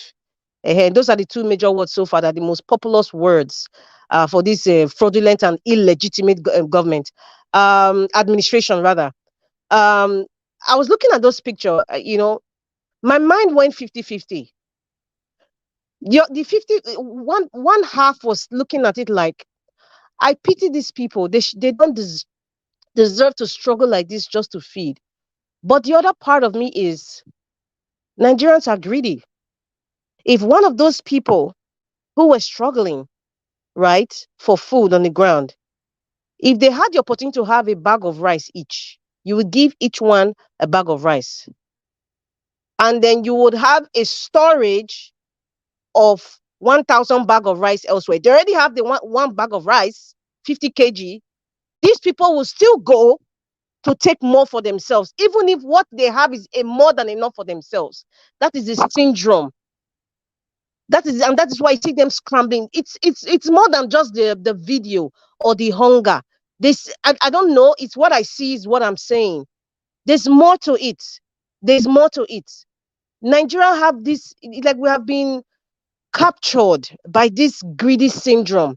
Why do you think you have someone like Agbado, who is seemingly a multi-billionaire, gotten from the wealth of Nigeria? This is not allegedly, because if you cannot explain how Alpha Beta is funding his administration, then I can say that. So if somebody like that can go that far to be so greedy because of power, so the poor man now who is struggling to eat, don't you think poor man in Nigeria are seeing their leaders doing the same thing? So listen, human beings are creatures of habit.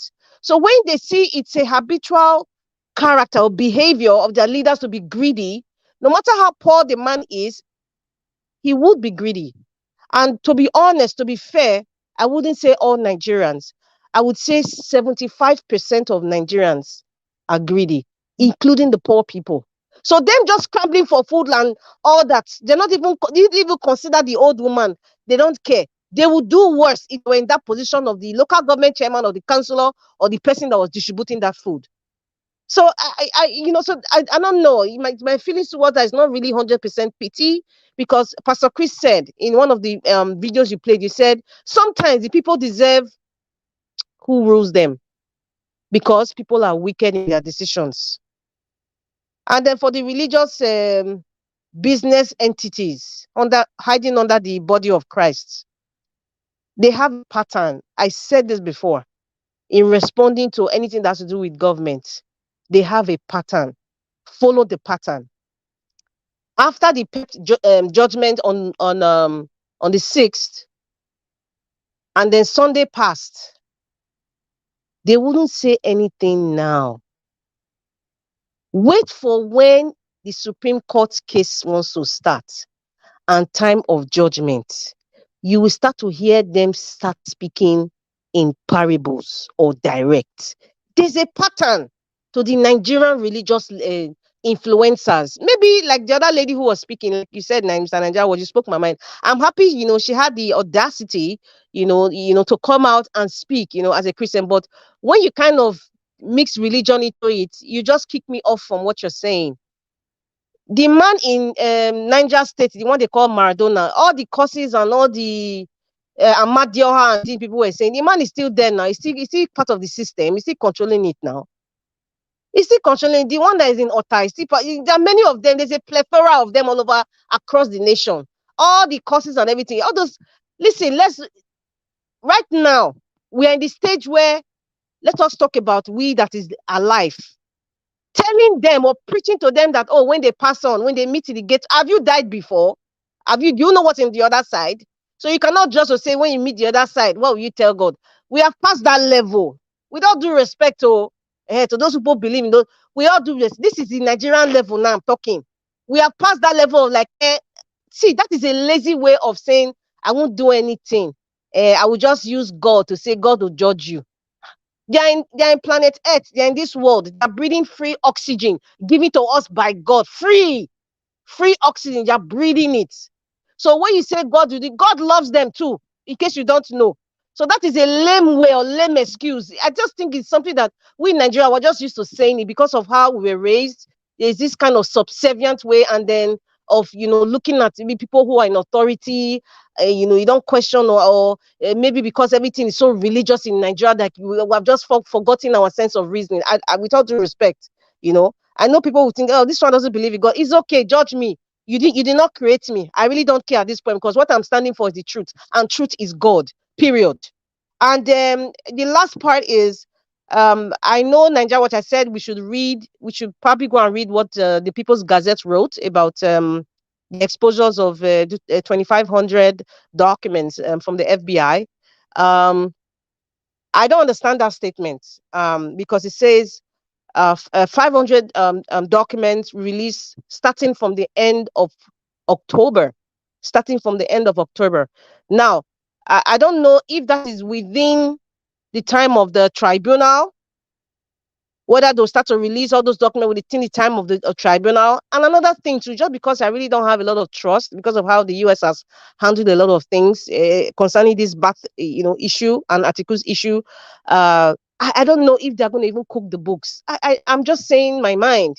I don't know to say I would support 100%, what the FBI is going to present. If they're going to redact the document, I don't know. But I don't know.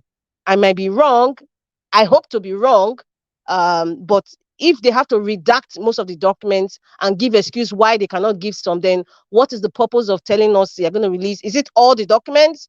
Really and truly, is it just in paper to tell us it's all the 2,500 documents? Or is it more than that? Or has it been redacted? As in some of them removed deliberately? I don't know. We can't say anything now until those documents are out.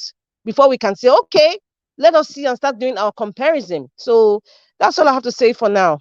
Thank you for the time. I'm sorry I took too long speaking. Thank you, Madam Rita. I'm not sure you took so long. I believe, everything you talk about is, all in the line of where we're coming from. It's everything that is currently affecting us. So there's nothing like too long about it. In fact, I never wanted you to finish on time. Say when I want you guys to finish on time, you know me now. So today, be careful what you ask for now. If I start talking, give us a mandate. Some will tell you, you don't do, or maybe Mr. Tony will say, you don't do on the comment section. Now only today. Okay. Now only today. Thank you so much. Thank you, man. Thank you. All right. Madam Joy, thanks for calling in. Good evening to you, man. Please talk to us. Hello, everyone, my people, well-meaning Nigerians, obedient nation, Niger Watch, citizens, journalists, intellectuals, all those created with value. We all are here, and I greet you all. Mr. Norbert, welcome to this prestigious family forum, a place where we have roundtable talk and we refuse to give up. So if you are like, if you have the thick skin, you're welcome. We are here together. Mr. Niger Watch, thank you for your resilience, your tenacity, your energy, your courage, your character. Thank you for being the prophet and the candle holder. We are in this together. Yesterday we talked about, I just want to touch a little bit. I thank you so much for, that topic we talked about. Very sensitive, but very important to talk about. Which of the topic is that? Because what we are doing here is about educating ourselves. Yeah, when we talked about, you know, what we have done here all along is paying attention to the educating part of ourselves. We are not part of cussing anybody out. And I thank you for how you have put us together to where we carefully, you were very, very careful to make sure that we stay focused and not get too angry to begin to spew words. And that I hold you at high esteem, and I thank you. So what we have here is not giving up, enlightening ourselves as citizens, educating ourselves, highlighting the things that are wrong. And just like Aisha said, very important. I think what she said was very resonant with what we are doing here, trying to educate ourselves, enlighten ourselves, let everybody hold on and push to make sure that this nation becomes what it's supposed to be. I thank everyone that is here. I'm a scripture person, so all I do here, all I want to do is just to encourage everyone here to let you know that what we are doing is the right thing. And the scriptures say we should not grow weary in doing well. In due season we shall reap the good of the land. The composite of the people, because we are right in the middle of discussing constitution, and constitution is all about a form, a makeup. So whatever the people on the other side are doing, I tell you, I'm no longer interested in what they are doing. I am more interested in what we got to do. How do we do it? Mr. Niger Watch is doing and has been doing his part. Mr. P.O. has been doing and is doing his part. And I love one of us. It's another forum. I heard he said, before you allow yourself fall into despair, make sure you have done all you need to do. So all of us here, we wake up every morning, we ask ourselves, what is the next thing to do? And we will reach our destination. Our destination is to disrupt this rascality. We must disrupt. We will join hand with Mr. Niger Watch and Mr. P.O. and his our president and the vice to disrupt this rascality. It must stop. If you allow them, you see how they are trying to little by little push Abuja. Abuja is not a state, will never be a state, no matter how they want to, push it. Abuja is not a state. They are trying to change the trajectory. The people that, set up that 25% aside, why the former constitution framers put it that way is because they know if you're coming to be a president in Abuja, you should be able to win the heart of the Abuja people. It's just like telling a governor in Edo State, you don't have to win Edo State, but the people in what is the other neighboring state can love you, can vote for you. That is nonsense. You have to win. The people in you're coming to must love you, must be able to vote you in. So it is almost, it's like very uncomfortable. It's a very negative vibe that the people you're coming to stay in their place don't like you. They didn't vote you. And now you're pushing to say they must accept it. It's everything about all that we are seeing and hearing is to say the least, is evil. So they should stop. We will be here to continue to push to stop this evil trajectory. There are people, well-meaning Nigerians, that are ready to take up their country and do the right thing. And Mr. P.O. is the leader. We have prayed for him. He has character, he has competence, he has integrity, and that is what constitutes of what we believe in. And that's what we are fighting for. God bless all of you. Let's continue to forge ahead. Never give up. Thank you, everyone. Thank you very much, madam. And God bless you too. Thank you. All right. Thank you very much, my people. I appreciate you all. I would like to quickly move on to the next person to speak to us. Please help us to share and press on that like button for us. God bless you all. Okay, let me call on the Mr. Felix. Are you there with us? Okay, Mr. Felix, you're not available anymore. Okay, let me call on Michael Kunsaya. Are you there?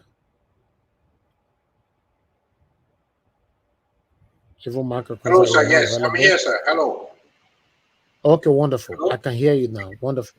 Thank you. Thank you for joining us. Good evening to you. Please talk to us. What's your take about the judgment? I'm not sure you've joined the panel ever since they passed the judgment in court. Talk to us. Yeah, my own is just, I don't know what to say. Like Nigeria, the one, it's almost impossible for them to do something that will surprise me anymore. That's what I can say.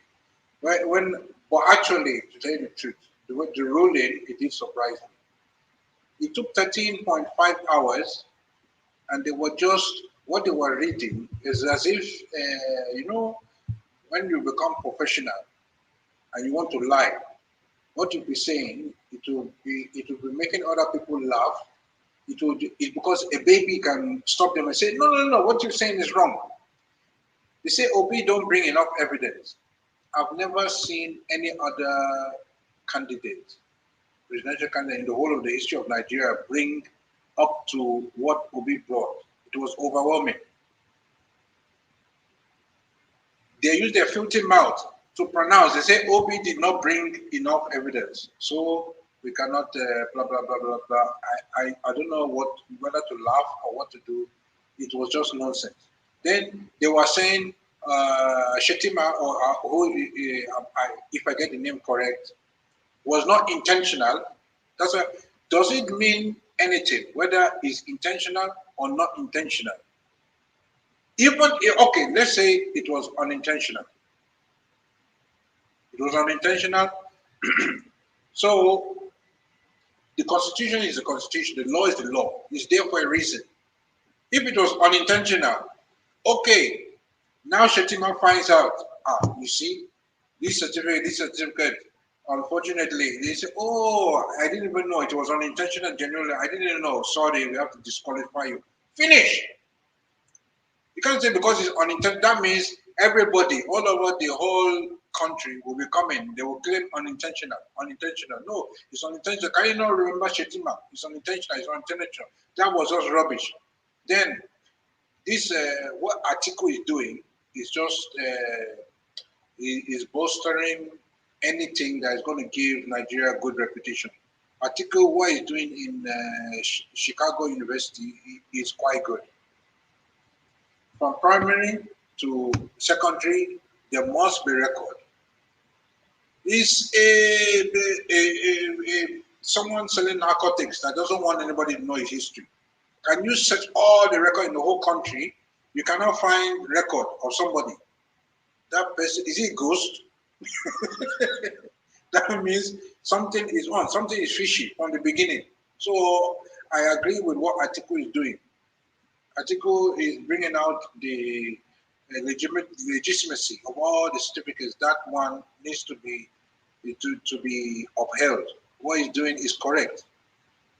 You see, this PET, I didn't know what to do. I actually, the words to say what they ruled, I'm sure they have been gratified financially and maybe big time before they can just talk as if they are walking upside down on the lake. What they are just talking is just upside down. Everybody knows, even 2 years old knows. If you were watching the news all over the world, people were watching all over the world, what happened in the tribunal. It took over, was it 2 months? Everybody knows. How can you come and read nonsense say, oh, it did not bring enough information, intentional. After 10 years, citizenship expires. Can you tell me any country that has got it in their constitution? After 10 years, if you're a citizen, you have to reapply because your citizenship run out. There's no country in the world where citizenship runs out. So it's a shame.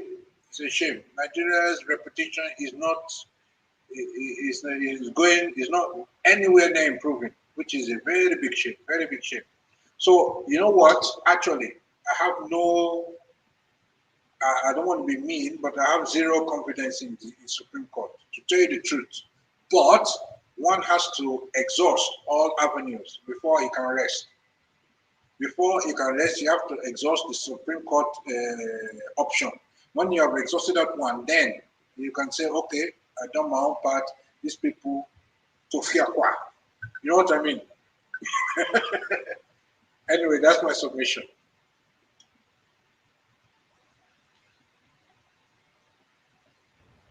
Thank you. Thank you, Michael Kunse. God bless you, sir. Thanks for coming in. All right, people right there in the comment section. I can see more people right there joining us. Fredole, thank you very much for joining us. Good evening to you. I appreciate you. Constant, thank you. Autonov, thank you. This was a good day. God bless every one of you. Virginia Emmanuel, Samota, Olga, I can see you as well.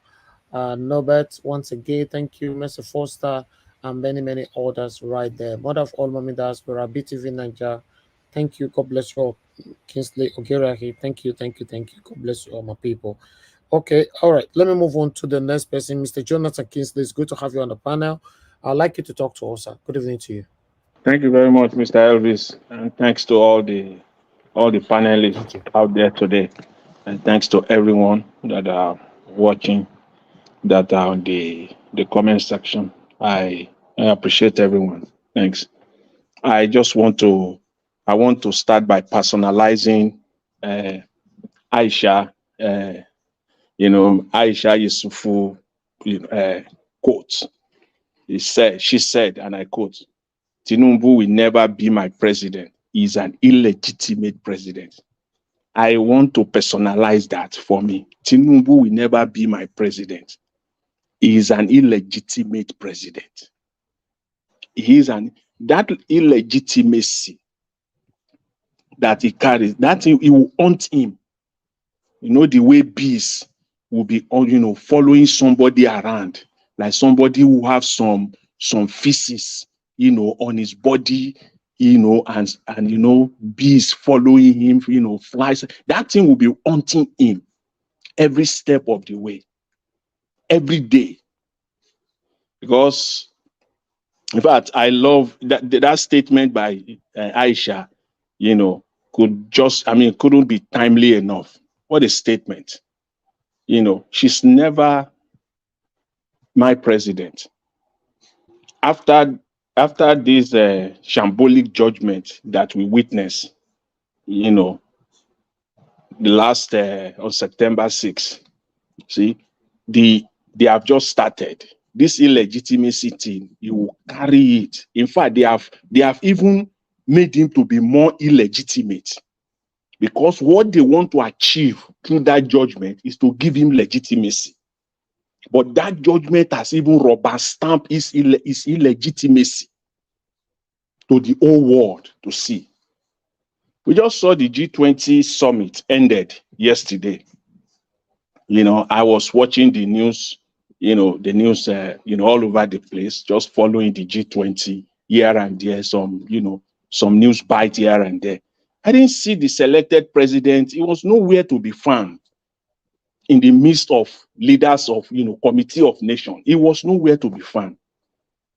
This legitimacy that he's seeking, is shopping for it. He's shopping around for legitimacy. This thing will fight him all throughout. You can take that to the bank. I can tell you that for free. Take it or leave it at your own peril. It will haunt him all through. Because see, legitimacy is not what you buy. with money, like the way you bought all institutions in Nigeria. Legitimacy is earned. You earn it through polls, through election, through legitimate elections, through transparent election. You can't rig it. You can't tipex it. You can't manipulate it or blood it the way you blow election results. You just have to earn legitimacy. And since Mr. Tinubu did not earn it, no legitimate leader in the world will openly stand side by side with him at their own peril. They will not do it. That's why they are shopping around. Because legitimacy is not what Mahmoud Yakubu will give you. This you are looking for. There is no Mahmoud Yakubu that you will pay to earn it. There are no justices that you can bribe to adjudicate in your favor to earn this legitimacy. It's not possible. You have to earn it.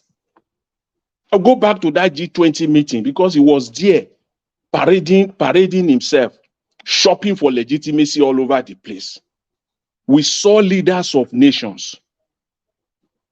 We saw them utilizing this past G20 summit, to sell their country, to set new alliances, to meet world leaders. Biden left for Vietnam, Macron leaving for Bangladesh, Trudeau, the Prime Minister of Canada, in Singapore, selling Canada, business opportunities in Canada. Where is Mr. Tinubu resting himself away in India? Nothing. Because no leader will stand with him side by side. No leader. This judgment, they thought it would solve the problem of, it has even, make it even worse. You can't. You cannot buy legitimacy. You earn legitimacy through the people. It is the people that give you legitimacy. You cannot manipulate yourself to get it. We know in Nigeria, even since 1999, we all know all the former president of Nigeria since 1999, they enjoy some level of legitimacy. Somehow, simply because Nigerians just accept their rigged elections and they move on. Yeah, Nigerians just accept it and they move on. Coupled with the fact that, there was no external or international component to their legitimacy. It's all local. It was a local issue, all true. This is not the case this time around. Nigerians, they have made up their minds this time around. No matter the judgment, whether from the appeal or from the Supreme Court, Mr. Tinubu is not a legitimate president, period. Whether the Supreme Court rubber stamp the judgment we saw on September 6th, he is still an illegitimate president, period. And the international community, they are aware right now. They are aware of the drug case, the dual citizenship case, the forgery case. They're all aware. So they cannot be comfortable to be seen romancing themselves, around Mr. Tinubu and his government. They can't. Either openly or covertly. They just can't do it. This will be Mr. Tinubu's nightmare every day. Legitimacy. It will be because they will continue to shop for it. It will continue to shop for it. It just have to. How I just don't understand how you want to achieve that. Because, see, in order for him to even stand side by side with any world leader, he must give up something. He must sell Nigeria somehow. He must give up something. Just to arrange a meeting with another world leader, which means they won't be going to that meeting with any advantage or with any strength of any kind. Because they have to give up something just to get a photo up, just to see side by side with a world leader. That is why legitimacy is an essential ingredient for a successful and productive governance. Without it, you cannot be productive. You can't, because you can't transact. No legitimate government will want to romance themselves with you. They can't. They think they can get this legitimacy through this shambolic judgment. No. You can't bribe and manipulate the entire system to get legitimacy. Legitimacy is legitimacy, pure and simple. There's no Mahmoud Yakubu to pay to earn it. There's no judges to pay to earn it. You earn it through the people. Through the people. The people who gives you legitimacy. Now you are in India. You have just started. You will still go all over the world. How can a Nigerian president, just think about it for a moment, a Nigerian president in India for a G20 summit agreed Nigeria is not a member. The fact that a Nigerian president was there from Monday, in fact, 5 days before the start of this summit, he's been there. He cannot get anything with any world leader, nothing, other than some photo ops here and there. They think they can shovel this legitimacy thing, down the throat of Nigerians. They can just shovel it down their throat through these judgments, or probably through the Supreme Court judgment. No. You have no legitimacy. This will haunt you. Until you, Mr. Tinubu, and your government and your court get off the way and allow Nigeria to grow. For once, you got to do that. That is my take. They should get this loud and clear. You can't, this legitimacy thing, forget it. You don't have it, and you cannot buy yourself to get it. It's not possible.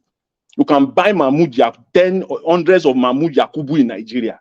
Governance is an international thing. It's not just only local. It's also international. And you need legitimacy to bring productive governance to Nigerians. Without it, you can't do anything. You are handicapped. Right off the bat, you are handicapped because you have no legitimacy. So they should get this loud and clear, that there is no way they can even help Nigeria, even if that is their desire. You can't, because you don't have legitimacy. This is just my take for now, and I want to really appreciate Aisha Yesufu using that platform to say it out clearly that he is an illegitimate president. Period. Thank you, Mr. Elvis. I will leave it at that for now, and then take it up if there is still time. Thanks very much. I really appreciate the opportunity. Thanks. Mr. Jonathan Kisley, thank you very much, sir. God bless you. Thanks for your wonderful submission. Okay, let me come to Mr. Sunday. Mr. Sunday, thank you very much for your patience with us, and thanks for joining us this evening. Good evening to you. Please talk to us. Unmute yourself. Good evening. Good evening to everyone. Thank you. Good evening to you. Yes, sir. Yes, sir. We thank God for another day. I'm happy hearing from everyone. God bless each and everyone. God bless you too. In fact, Aisha has. If we have somebody like this, maybe across all the states, who can go on national TV and say it as it is. I mean, you see, one thing I know is that these people, they never saw Obi coming. They thought it was just, anybody that is just an ordinary election, that they are just going to do it one touch and then they will win. Up till now, I'm sure they are still confused. How come? How was he able to gather such number of votes? They are still in confusion right now. She said it as it is, because whether we like it or not, even they themselves they knew the truth. They know exactly what happened on 25th of February. They knew Tinubu didn't win, but because wickedness is in their bloodstream, they cannot come out and say the truth. As far as every meaningful Nigeria is concerned, this man, Tinubu, is an illegitimate president. That is it. Thank you. In fact, I'm so grateful for her boldness. She's so bold, you know. We should pray for people like this in Nigeria who can stand for the truth and then say it no matter what. Because the truth lives forever. Anytime we say that, there's a song that said, what will you be remembered for after you've left this world? What will people remember you for? But anytime we stand for the truth, in fact, we are not only, you know, bringing blessing to ourselves, but we are inviting blessings and favor to people surrounding us. We should continue to stand for the truth and fight for the truth and defend the truth. Concerning Abuja, 25%.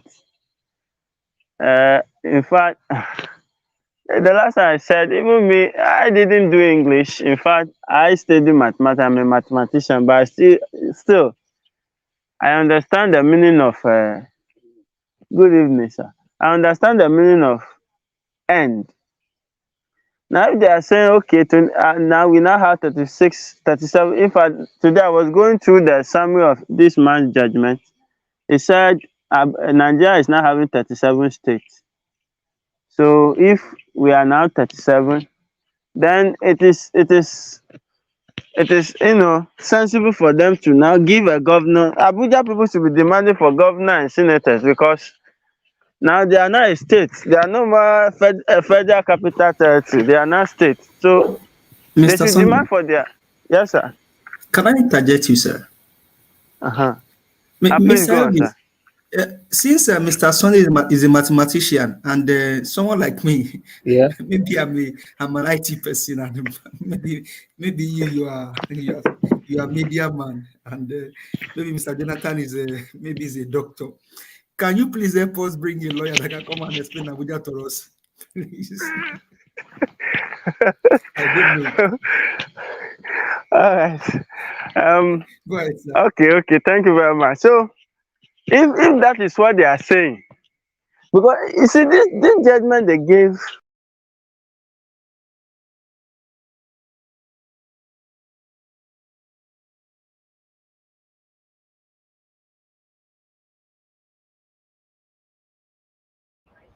Go ahead, Mr. Sunday. Sir, please, can you hear me? Hello. Okay, we can hear you now. Go ahead, we can hear you now. Okay. I wish the case should go to court, and then I wanted to hear what the judges will say, whether they will say that, yeah, Abuja is special or whatever. So that is just by the way. And then, in fact, when I saw the video of people struggling, in fact, yesterday, it was yesterday that I even watched it. I saw Nigerians fighting for food. Some were even packing rice on the ground. Sometimes I ask myself, so how are they going to separate the sand from this rice? I mean, people were so, I said, this is Nigeria, God. What is happening? These leaders are just taking us as animals. Even animals, sometimes we don't treat animals like that. Nigerians are fighting for rice on the floor, on the ground.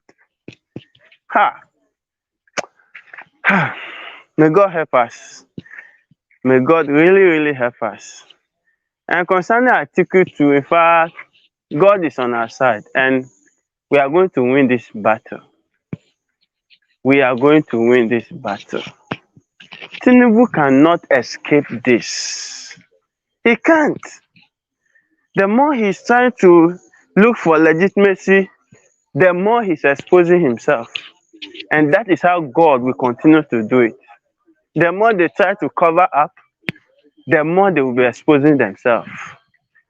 very soon. All of them, those wicked leaders, wicked people who are putting Nigeria into bondage, their time will be up.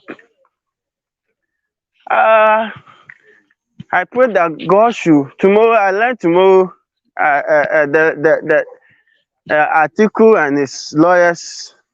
They are going to hear the case tomorrow, and we are praying that good thing will come from there.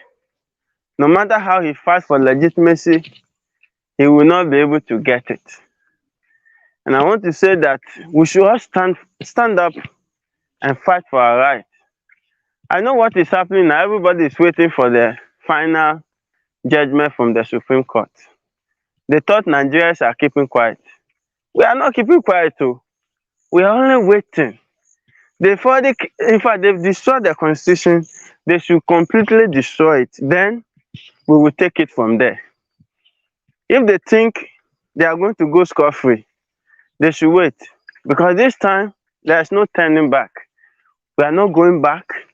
We will take this country from them. Because we've been pushed to the wall. How come a nation like Nigeria, God has blessed that with resources, but look at where we are.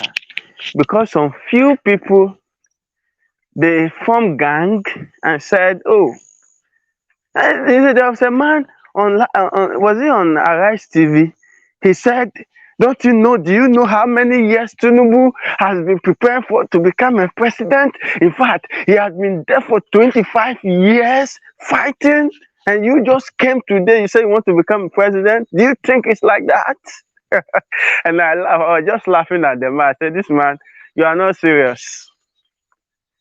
You are not serious. I think they are fighting Obi because he refused to join their gang. I know they might have, contacted him and said, if you know you want to become president, you must join us. As long as you don't join us, we will not allow you. But thank God, he's a man of character. He's a man who stood for the truth, and all of us will continue to support him. I will end here. Maybe if I have time again, I will talk. Thank you very much. God bless each and everyone. Thank you, Mr. Sunday. God bless you, sir. I appreciate you too. Thanks for your submission. Yes. All right. Thank you very much, everybody. Everybody on the panel has spoken. So we're going to have our final submission right now. Before that, I'd like to appreciate a couple of people right on the comment section. Glory, thank you very much. Push Mom, thank you. Pius Moye, thank you. Thank you very much for joining us. Good evening to every one of you, my good people. All right. Don Faye, I can see you. Thank you. Desua, thank you, and many others. Please press on the like button. Continue to press on that like button, my people. I appreciate you all. Okay, let me go to the top again so that we can take it from here. We've been here now for 3 hours plus. So let's do the final submission right now starting with give us a mandate. Give us a mandate. Thank you, my brother, for your consistency. Thank you. I appreciate you. Give us your final submission. Thank you. Thank you very much for that time today. I think Mr. Jonathan and Mr. Sunday just nailed it on the head. The only place they can probably go that they should go and try they can get that legitimacy that they've not gone to is Sambisa Forest. Maybe if they try and go there, maybe they can get some legitimacy in Sambisa Forest. Because I'm not sure which country of the world we want to do business with us as it is right now, because I don't know. I really don't know. Tinubu, well, just the play. So, but one thing is, we'll still continue to lend our voice and then continue to support our principal, Mr. Peter Gregory B, as we head to the tribunal. And I just hope that maybe the the lawyers, since they've already laid their hands on the final, the certified true copy of that judgment, should be doing what they need to be doing, and then possibly maybe put some nugget out there from what they feel on the judgment. And but we just Abuja has been revealed now that the people are going to court.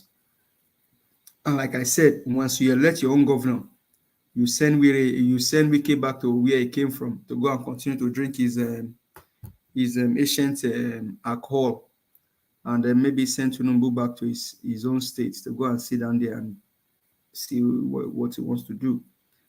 Because we've never had like this in the history of Nigeria.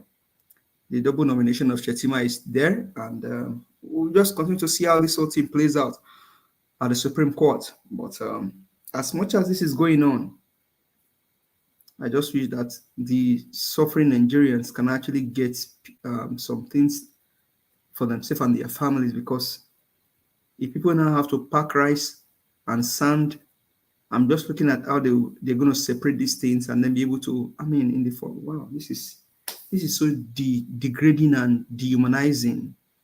It just shows the pain that these guys have unleashed on Nigerians. So, but that's why Nigerians, we need to stand for your right. Please, let's see what we can do to get these guys out of this this whole thing and take our nation back. It is enough. It's enough. Thank you very much, Mr. Elvis. Hopefully, we can get Barrister Michael Zakome, the Professor of Law and Senior Advocate of Nigeria, to come explain to us now. Since Samani told us that we're now at the 7th state, and give us maybe you can come and explain to us. But thank you very much. Have a good evening, everyone. Bye for now. God bless you. Thank you, my brother. Thank you. Yes, we'll see. The last time I invited him before the judgment, he gave me some reasons that makes a lot of sense. So maybe this time, yeah, that reason might be out of the way, but I'll see. Thank you. God bless you. All right. Let me call on Madam Rita. Madam Rita, thank you very much for your patience. Please give us your final submission. Yeah, thank you, Mr. Elvis, and thank you for giving me this opportunity to continue to speak out, and to my good Nigerian people. There's something, I think it was Mr. Jonathan said. He said, legitimacy is what Agbado is desperately seeking. And what Mr. Jonathan said was very, very deep. Was very, very deep, because no matter what happens, Agbado would not have rest, because he knows everything that he stands for is illegitimate. When it comes to Nigeria, everything that is constitutionally standing for is illegitimate. So therefore, he can't have peace. He will never be comfortable in the midst of world leaders. Even the world leaders would never be comfortable around him. Even the people who are working under this fraudulent and illegitimate administration would desperately continue to seek relevance, desperately continue to seek legitimacy. It's the trickle-down syndrome. It's not just Agbado himself, because anywhere they go, they will always be uncomfortable. They would always know that there's always an obedient somewhere looking at them with the corner of their eye like, oh, so you supported this illegitimate government. Every person right now who participated as a REC member, for the states where Agbado cheated, they would never, ever be comfortable. Their families would never, ever be comfortable. Their names are already in the records in the history of Nigeria. When you want to hear Yakubu, you ask you, where are you from? Who's your father? Was it the one who announced that fraudulent election at the dead of the witch night hour? It's transcends it. It's a very, very deep issue. The only thing right now is that we do not want an illegitimate person who is desperately seeking power to sell Nigeria just because he's searching for legitimacy, to make deals for Nigeria just because he wants to be seen. He wants to show that, oh, I am taking a picture with the Pope because I want to look good. I want to pontificate myself. That is the problem. Whatever it is he wants to do with his personal life, he can lie about his age, his lineage, or whatever. That's not our business. But as long as you are under the fraudulent constitution of Nigeria, and the fraud and you were sworn as you were selected under fraudulent guise, you can never be accepted. Never. He knows. Why do you think there's no celebration? Because they know that they're not legitimate. Why do you think they always have this uneasiness? Why do you think people like the recalcitrant Emeka that comes here shout and yell? Because they're not sleeping. It's hurting them. If we say we are ignorant, leave us our ignorance, leave us. If we say we are shouting, leave us to our shout. The other one that calls us fascist, professor of rice and beans, why are they using such terrible adjectives to describe people that are looking for legitimacy? Why are they saying you are intimidating us? We are the people. We are not holding any metal. We are not doing nothing. We have no weapons in our nothing. We are just using our voice that God has given us freely. The only free thing that we have, we want to use it to have a better life for ourselves and our generation. You are not attacking us and calling us names. The other one calls us social media, whatever. The other one says there are only 4 people in the room. They've said all sorts of things. People have made all sorts of aspersions about the obedient movement, about the better. Listen, they have called us all sorts of names. My president, Peter Dirakobi, they've lied against him, even not to his children. They lied. So what else is there again? Why all these actions? If they were so good, I'm sure they will have paid the FBI or maybe one of these groups to find one dirty secret about my president, Peter Obi. Nothing. Because, they say, clear conscience, fear no accusation. That's why the man can work freely. Mr. Obi is not seeking for legitimacy because he knows he's legitimate. He knows his certificate is real. He knows that his name is real. He knows the school he went to. We know his family. We know his wife. He looks like a Nigerian. He looks and breathes and talks like a Nigerian. Agbado does not look like a Nigerian. He's from Guinea. Even Sheyi does not look like a Nigeria. We know how we look. No matter where you come from, whether from the north, south, east, or west, we look at your face. There's something Nigerian that you would know. Agbado is not a Nigerian. Take a close look at his face. I know it's hard to look at his face because you can't even look at such a person's face. But just try. He's not Nigerian. So that seeking of legitimacy, and we keep speaking out, Nigeria, what you are here, you have people come out to be yelling and shouting and calling us names. It's okay. It's okay because they are desperately, you know what desperation means? Desperation for power. Man can do anything for power. They can use every person. They can even use a pastor to get that power. They can use people like Emeka. They can use people that are in diaspora. They can use people they can even use foreign governments because they are desperate. But the honest snag that they have, they cannot breed is because of the likes of you and me and Peter Dirakobi and the rest of other great men and women like Aisha Yesufu speaking. They can't breathe. They are angry. Those judges are angry because we are making them work. They're even begging us not to go to Supreme Court because they are going to work. Yeah. Those people who have been here, they are not sleeping. They are not sleeping, and that's why they are angry. That's why they yell at us. They talk down at us. They talk to us like a judge is talking to you like a child in a court of law. How did you become a judge? Obviously, they are all bukachuwad. All those judges were all bukachuwad. Allegedly, with all due respect of Nigeria Watch, I'm using the word allegedly. All of them were all bukachuwad. So we should keep speaking. It is hurting them. It is making them have sleepless nights. All of them. They're not look at them in the courts. All of them, they didn't sleep. Look at Professor Zakamu. He looks like they dropped him inside a wet water, like a chicken that just dropped into water. They are not sleeping. They don't look well. Because it's like we are the headache. It's like there's an itch in their body. They don't know what is scratching them. We are just everywhere.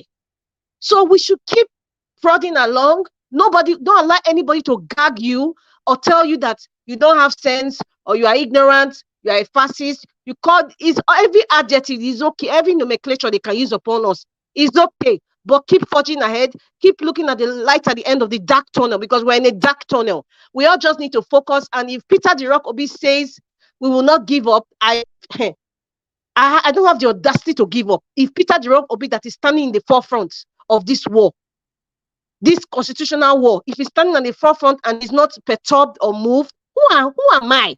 to say I not do again. I must do. As long as my principal is, as long as my principal is standing, I have to stand. Thank you very much, Mr. Ninja Watch. Thank you. Exactly. As long as Peter Obi is standing, that's why we're standing here. To be honest, you know, even though Peter Obi gave up the other day, I believe there would have been a lot of problem everywhere by now. So I applaud him for pushing further to go to Supreme Court. That is the only part, you know, that we can take in case of you referencing to whatever that happened today, then you'll be on the right side.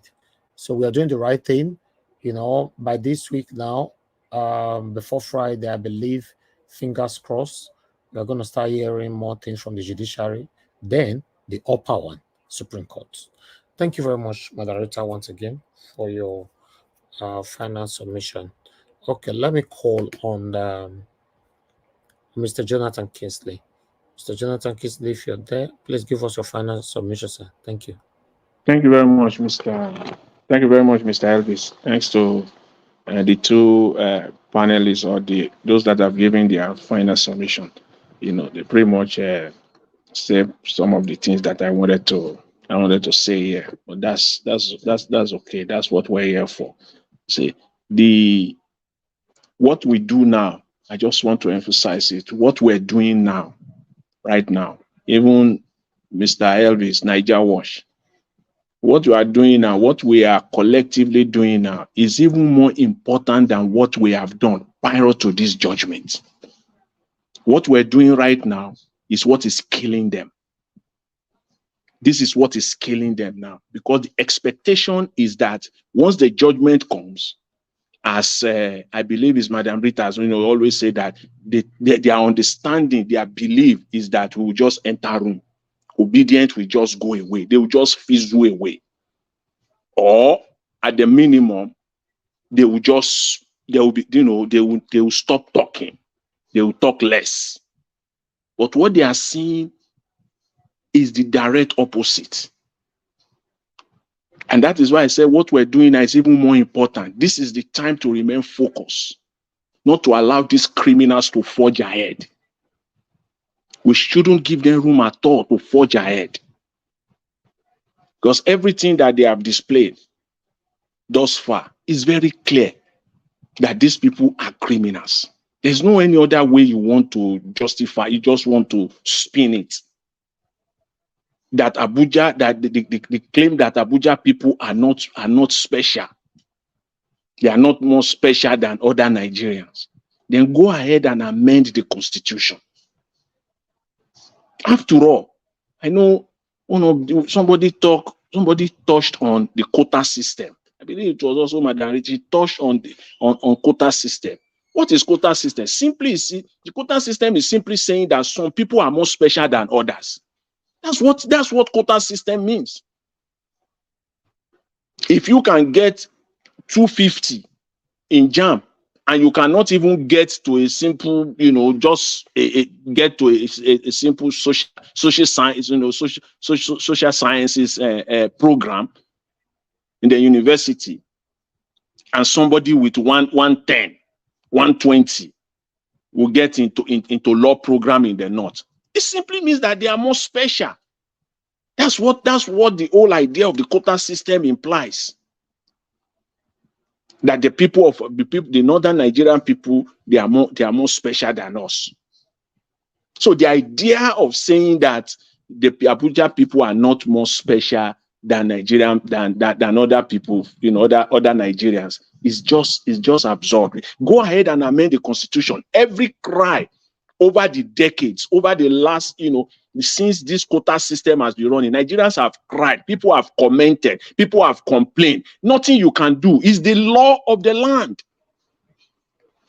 You can cry all you like, you can shout all you like, you can't do nothing because it's the law of the land.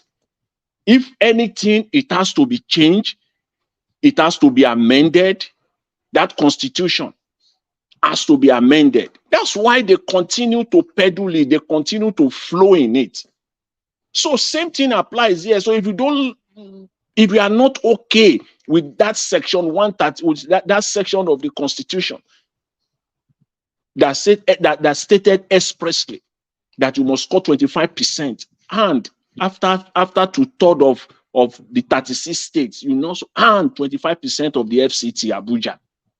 If you don't like it, amend the Constitution.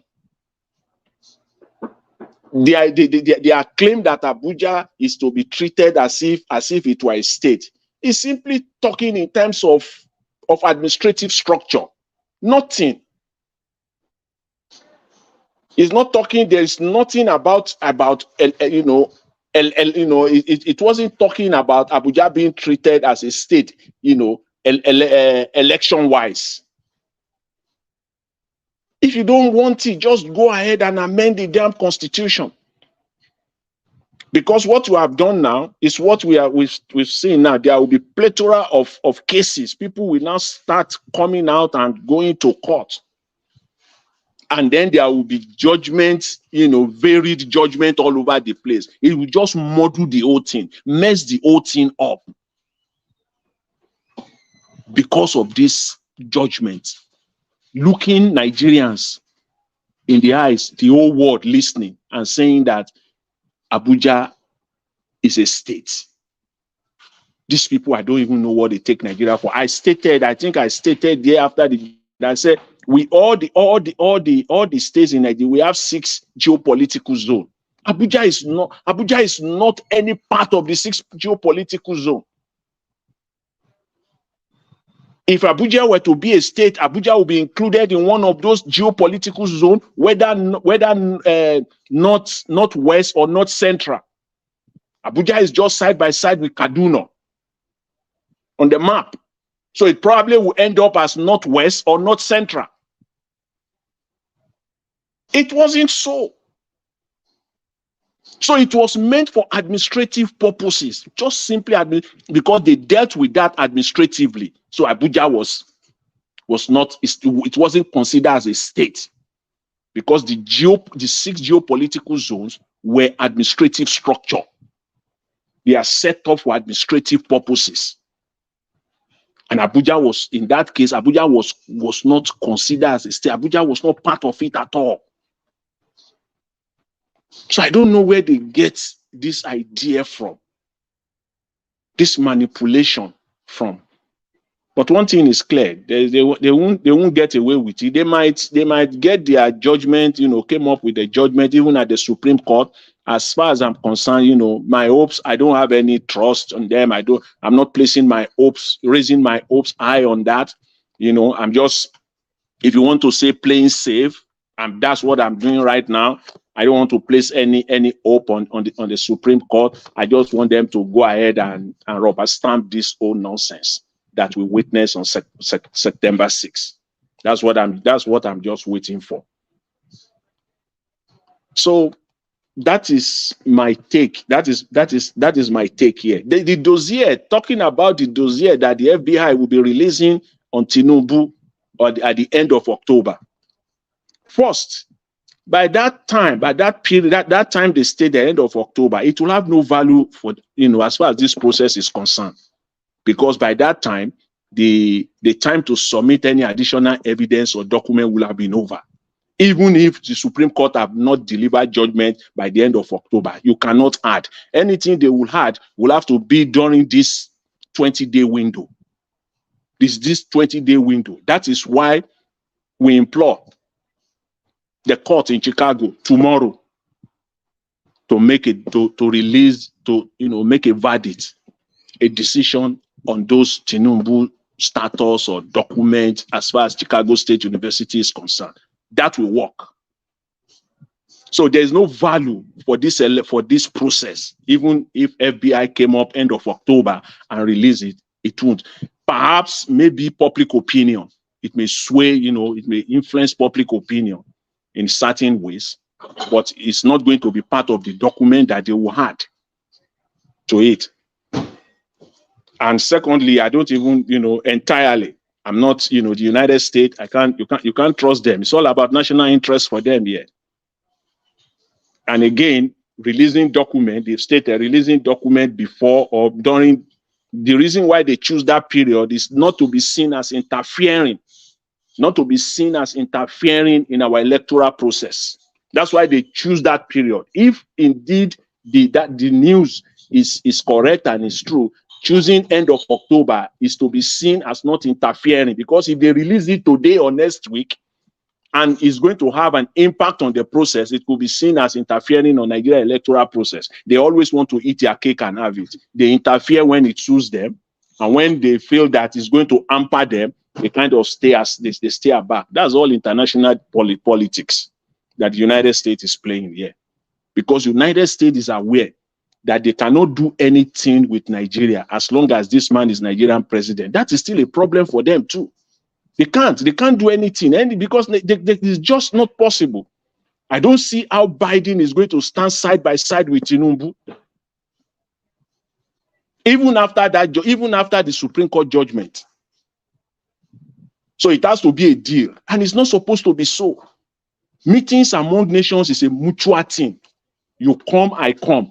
Both of us will sit down on the table and we'll discuss on mutual benefit, on whatever issue. It's a mutual thing. But for Nigeria now, as it stands, no, it's not going to be like that. Nigeria must negotiate and put something on the table just to meet with a leader, even with a third world leader. You have to negotiate that this is the state now. This is where Nigeria is right now. Let's get it clear. Nigeria can't do anything. They can't negotiate anything outside without putting something on the table. I will give you this. Just let us meet. Just let us meet. Let the whole world see that we meet. Let us, sign some bilateral stuff. Nigeria is going to give up this, give up that. That's not the way it should be. But that is where we are right now. And Nigerians should, this is where we are right. Nigerians must know this. This is where we are right now. A Nigerian president, first 100 days in office, nothing as far as international relation is concerned. Absolutely nothing. 1 week wasted in India. Nothing about investment opportunities, in Nigeria. Nothing. If anything, it's all personal deals. All personal deals. The photo op that we saw meeting with one Indian business mogul the other day. Those are all deals. Those are all personal deals. It's nothing that will favor Nigeria. We in its right senses will come to Nigeria to invest. Simple. Just simple thing. Who will come to Nigeria and place his money on Nigeria now? Will gamble on Nigeria? Nobody. No businessman will do that.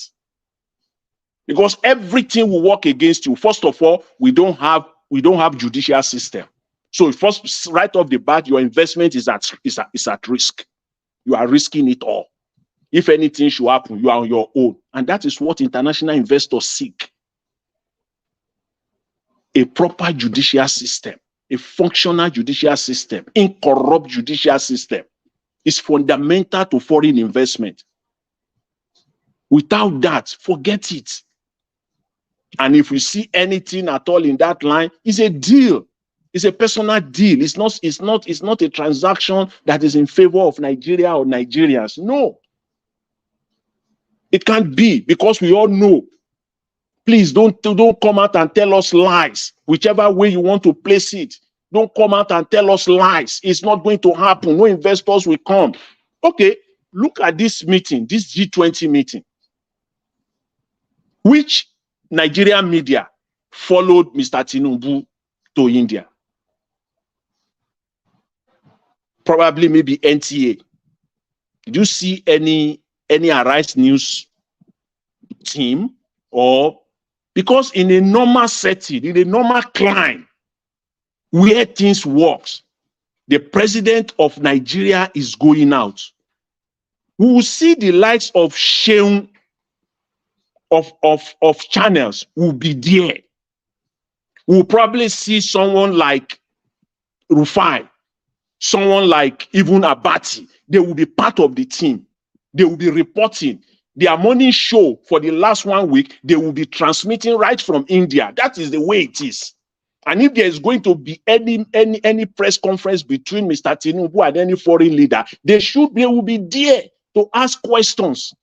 Which Nigerian media in a normal setting? No, nothing. They are using third-party reporting for us. Channels is not there. Because normally it is Shehu who is the political reporter, the political editor, is the one that should follow Mr. Tinubu. Shehu is sitting down in Nigeria. Abati is sitting down in Nigeria. Rufai is sitting down in Nigeria. Nobody from TVC, even his own network, they nobody reporting for us from India because there is nothing positive. And even because everything is going to be deals, personal deals. Sorry, Mr. Jonathan. Sorry for interrupting you if it's okay. Yeah. The answer to that question, they will tell you the president has his media aid and that's enough. Or they'll tell you, oh, we don't expect the president to spend money. You people are crying that we're spending too much money. We don't want to start spending money for bringing channels, bringing all that. Those are independent stations. Those independent stations, they have the right to send their representative to follow the president. I think that's how it is done anyway. But if they have to give an answer to the questions that you're raising or the concerns that you're raising, they will tell you they have their media aid. That's the answer. But we all know that, like you said, it's just for personal business. It got nothing to do with Nigeria. I just wanted to make that clear because we have to educate people too. That's correct. They won't. It's all for personal thing. Even at that, so those media houses, TVC, Arise, channels, they go, even if they will not follow the team, they can go on their own. They have the right. Nothing stops them. They will go on their own. They will have their correspondent. I've never seen that happening anywhere in the world. I've never, even ordinary, what do you call it? Nepal Prime Minister traveling outside Nepal. You will see his media team, the media team of that country following him down. Not the case of Nigeria, because it's all packaging. Everything we see on TV is all packaging. There's no truth at all.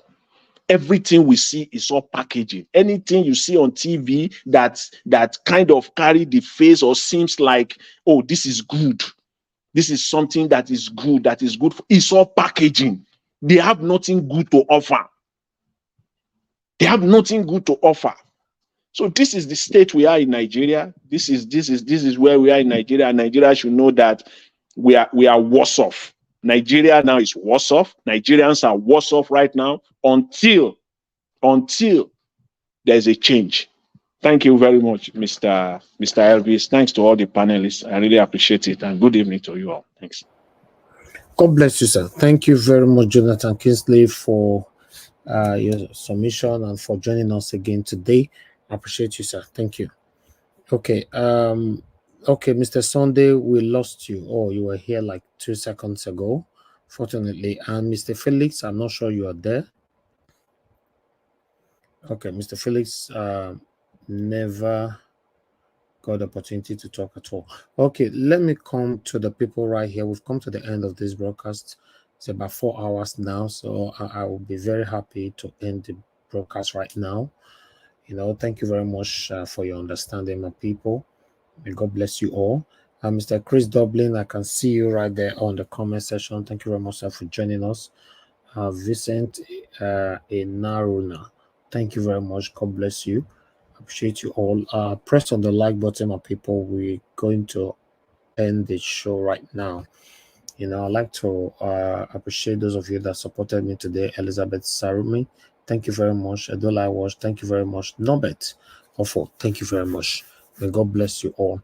Then the people that I have right there on the comment section, Blessing Okafo, thank you for joining us. God bless you all. Chris Dublin, once again, Mother of all Mami Diaspora, BTV Niger, God bless every one of you, my wonderful people. Pius Moye, thank you. May God bless you all, my people. Mofi Ray, I can see right there on the comment section as well. Thank you, my people that joined us today on the panel. Give us a mandate. Thank you, my brother. Felix, although you couldn't say anything today, but thank you. Madam Rita, thank you. Appreciate you all. Mr. Jonathan Kisley and Mr. Sunday, thank you very much. May God bless every one of you. Madam Patricia, you came in, you left, so you couldn't say something as well. So meanwhile, tomorrow is another day. Please, guys, endeavor to join us again by 6 p.m. tomorrow. By God's grace, let's continue to talk about the things that's affecting you and I.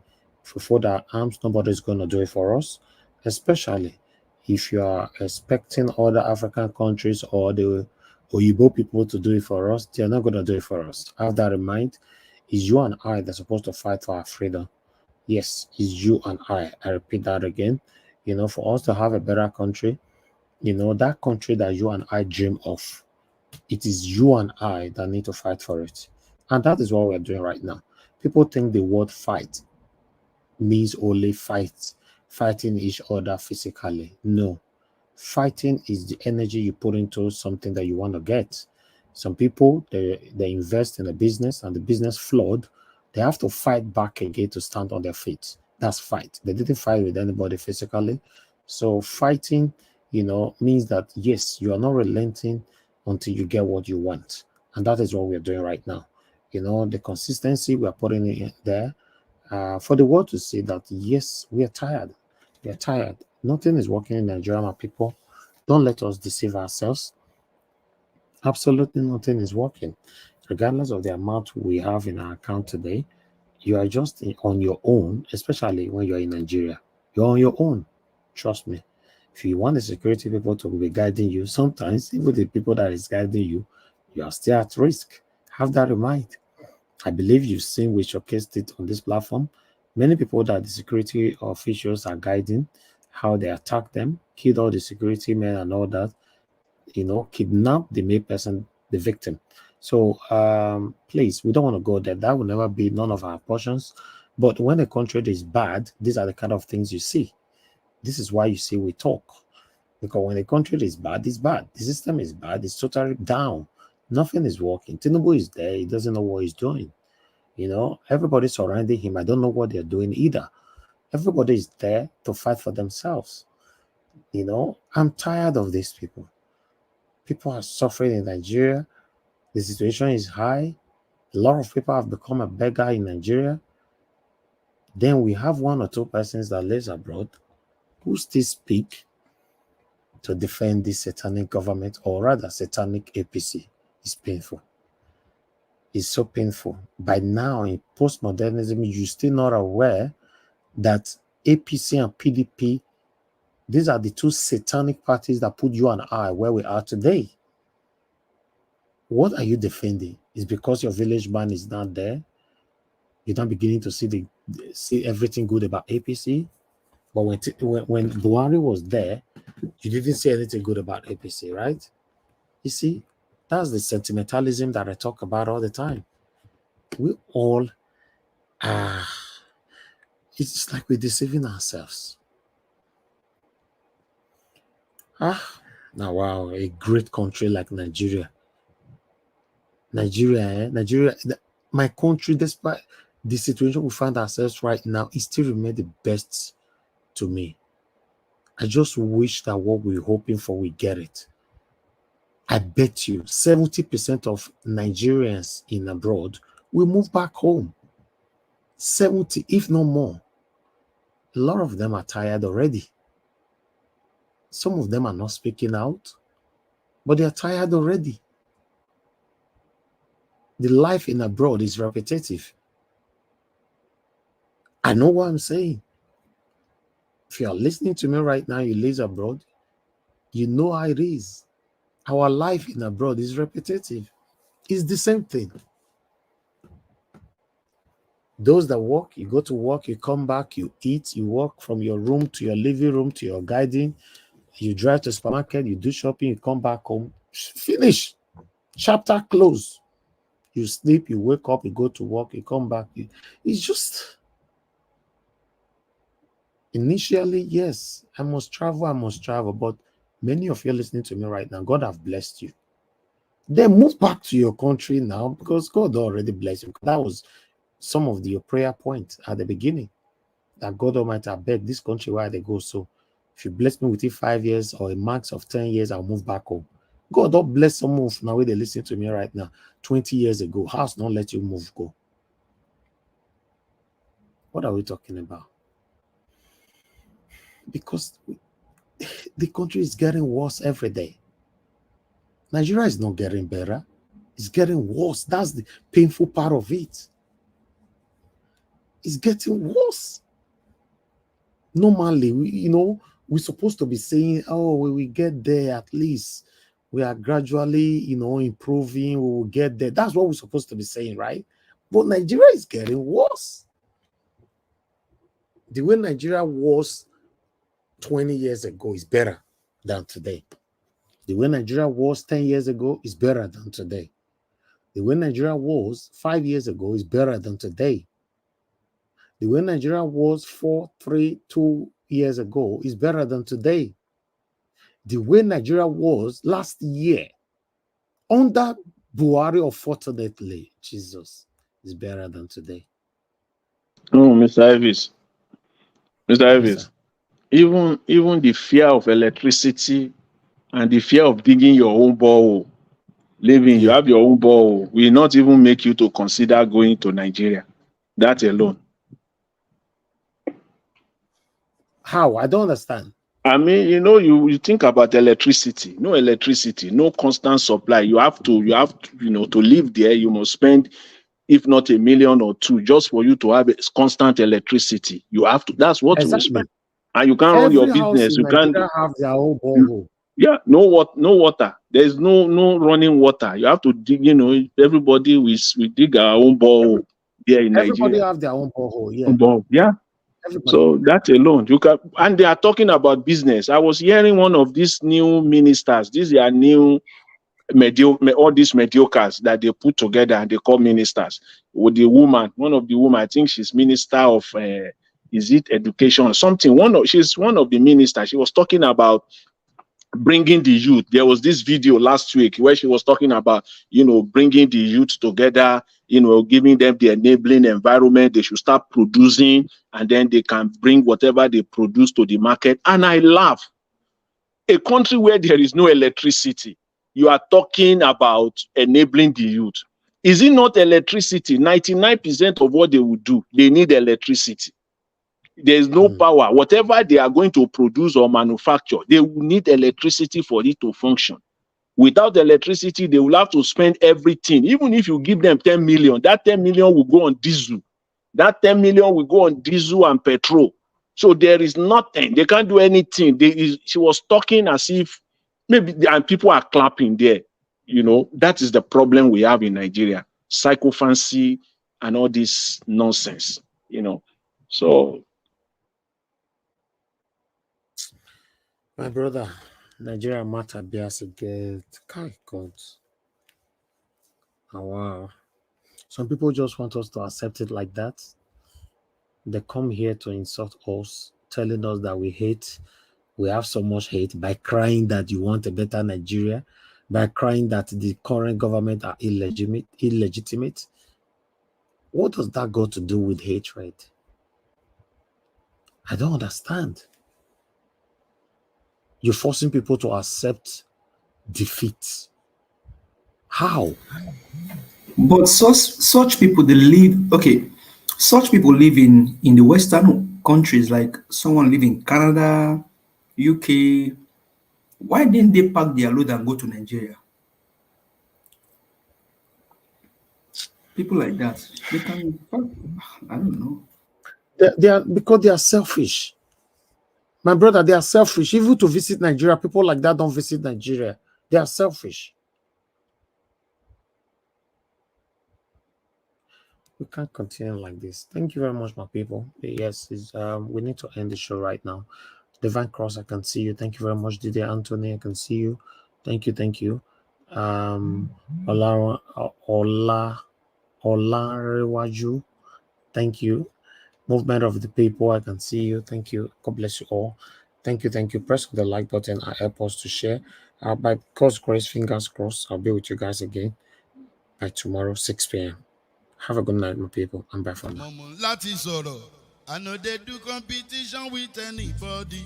If I offend you, forgive me. Show me love, oh. Go there, biza biza. Kama bara walo ninu ife kan akanbi. I know they do competition with anybody. If I offend you, forgive me.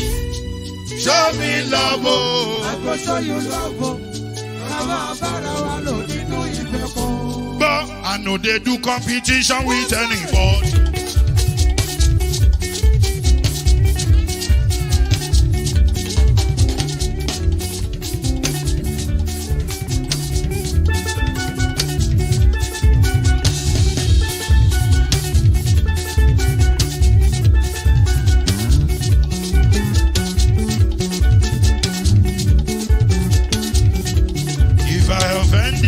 Forgive me, show me love, oh. I go show you love, eh.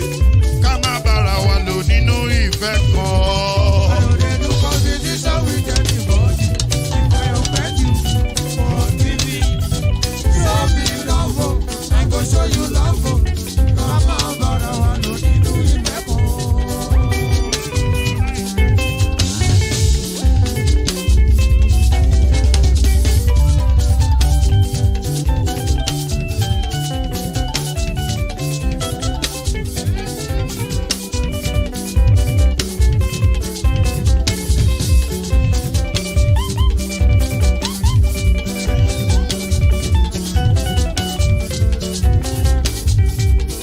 No, they do competition with anybody. If I offend you, forgive me. Oh, tó bá ti sanwó fún Ṣẹ́gun nàbí o. Ẹ fẹ́ jókòó. Alákọ̀bí. Ṣẹ́gun nàbí. Alákọ̀bí. Sábà mẹ́la. Anybody. Anybody. Any bobo. Anybody. Mo ló ń folú, ó gbà mí bó ṣe rí mi láti kíníṣí. Délé mo ló ń folú, ẹ jẹ́ ń sọ̀rọ̀. Délé o, délé o.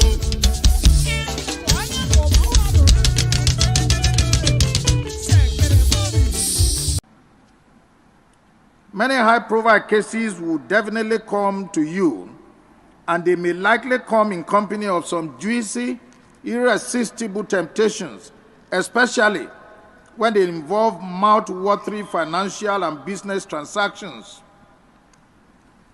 I'm making it clear to you now that you must flee from such disguised danger. Your reputation and integrity matter much, and it counts enormously in your rise to honor and fame in life. Let me point out unambiguously that in life, gifts and wealth that are not worked for, which are by extension undeserving, are always wrapped in calamity and destruction. Flee from them and keep your heads high above the murky waters of corruption and favoritism, so that you can be conveniently counted among the very best in the Nigerian judiciary.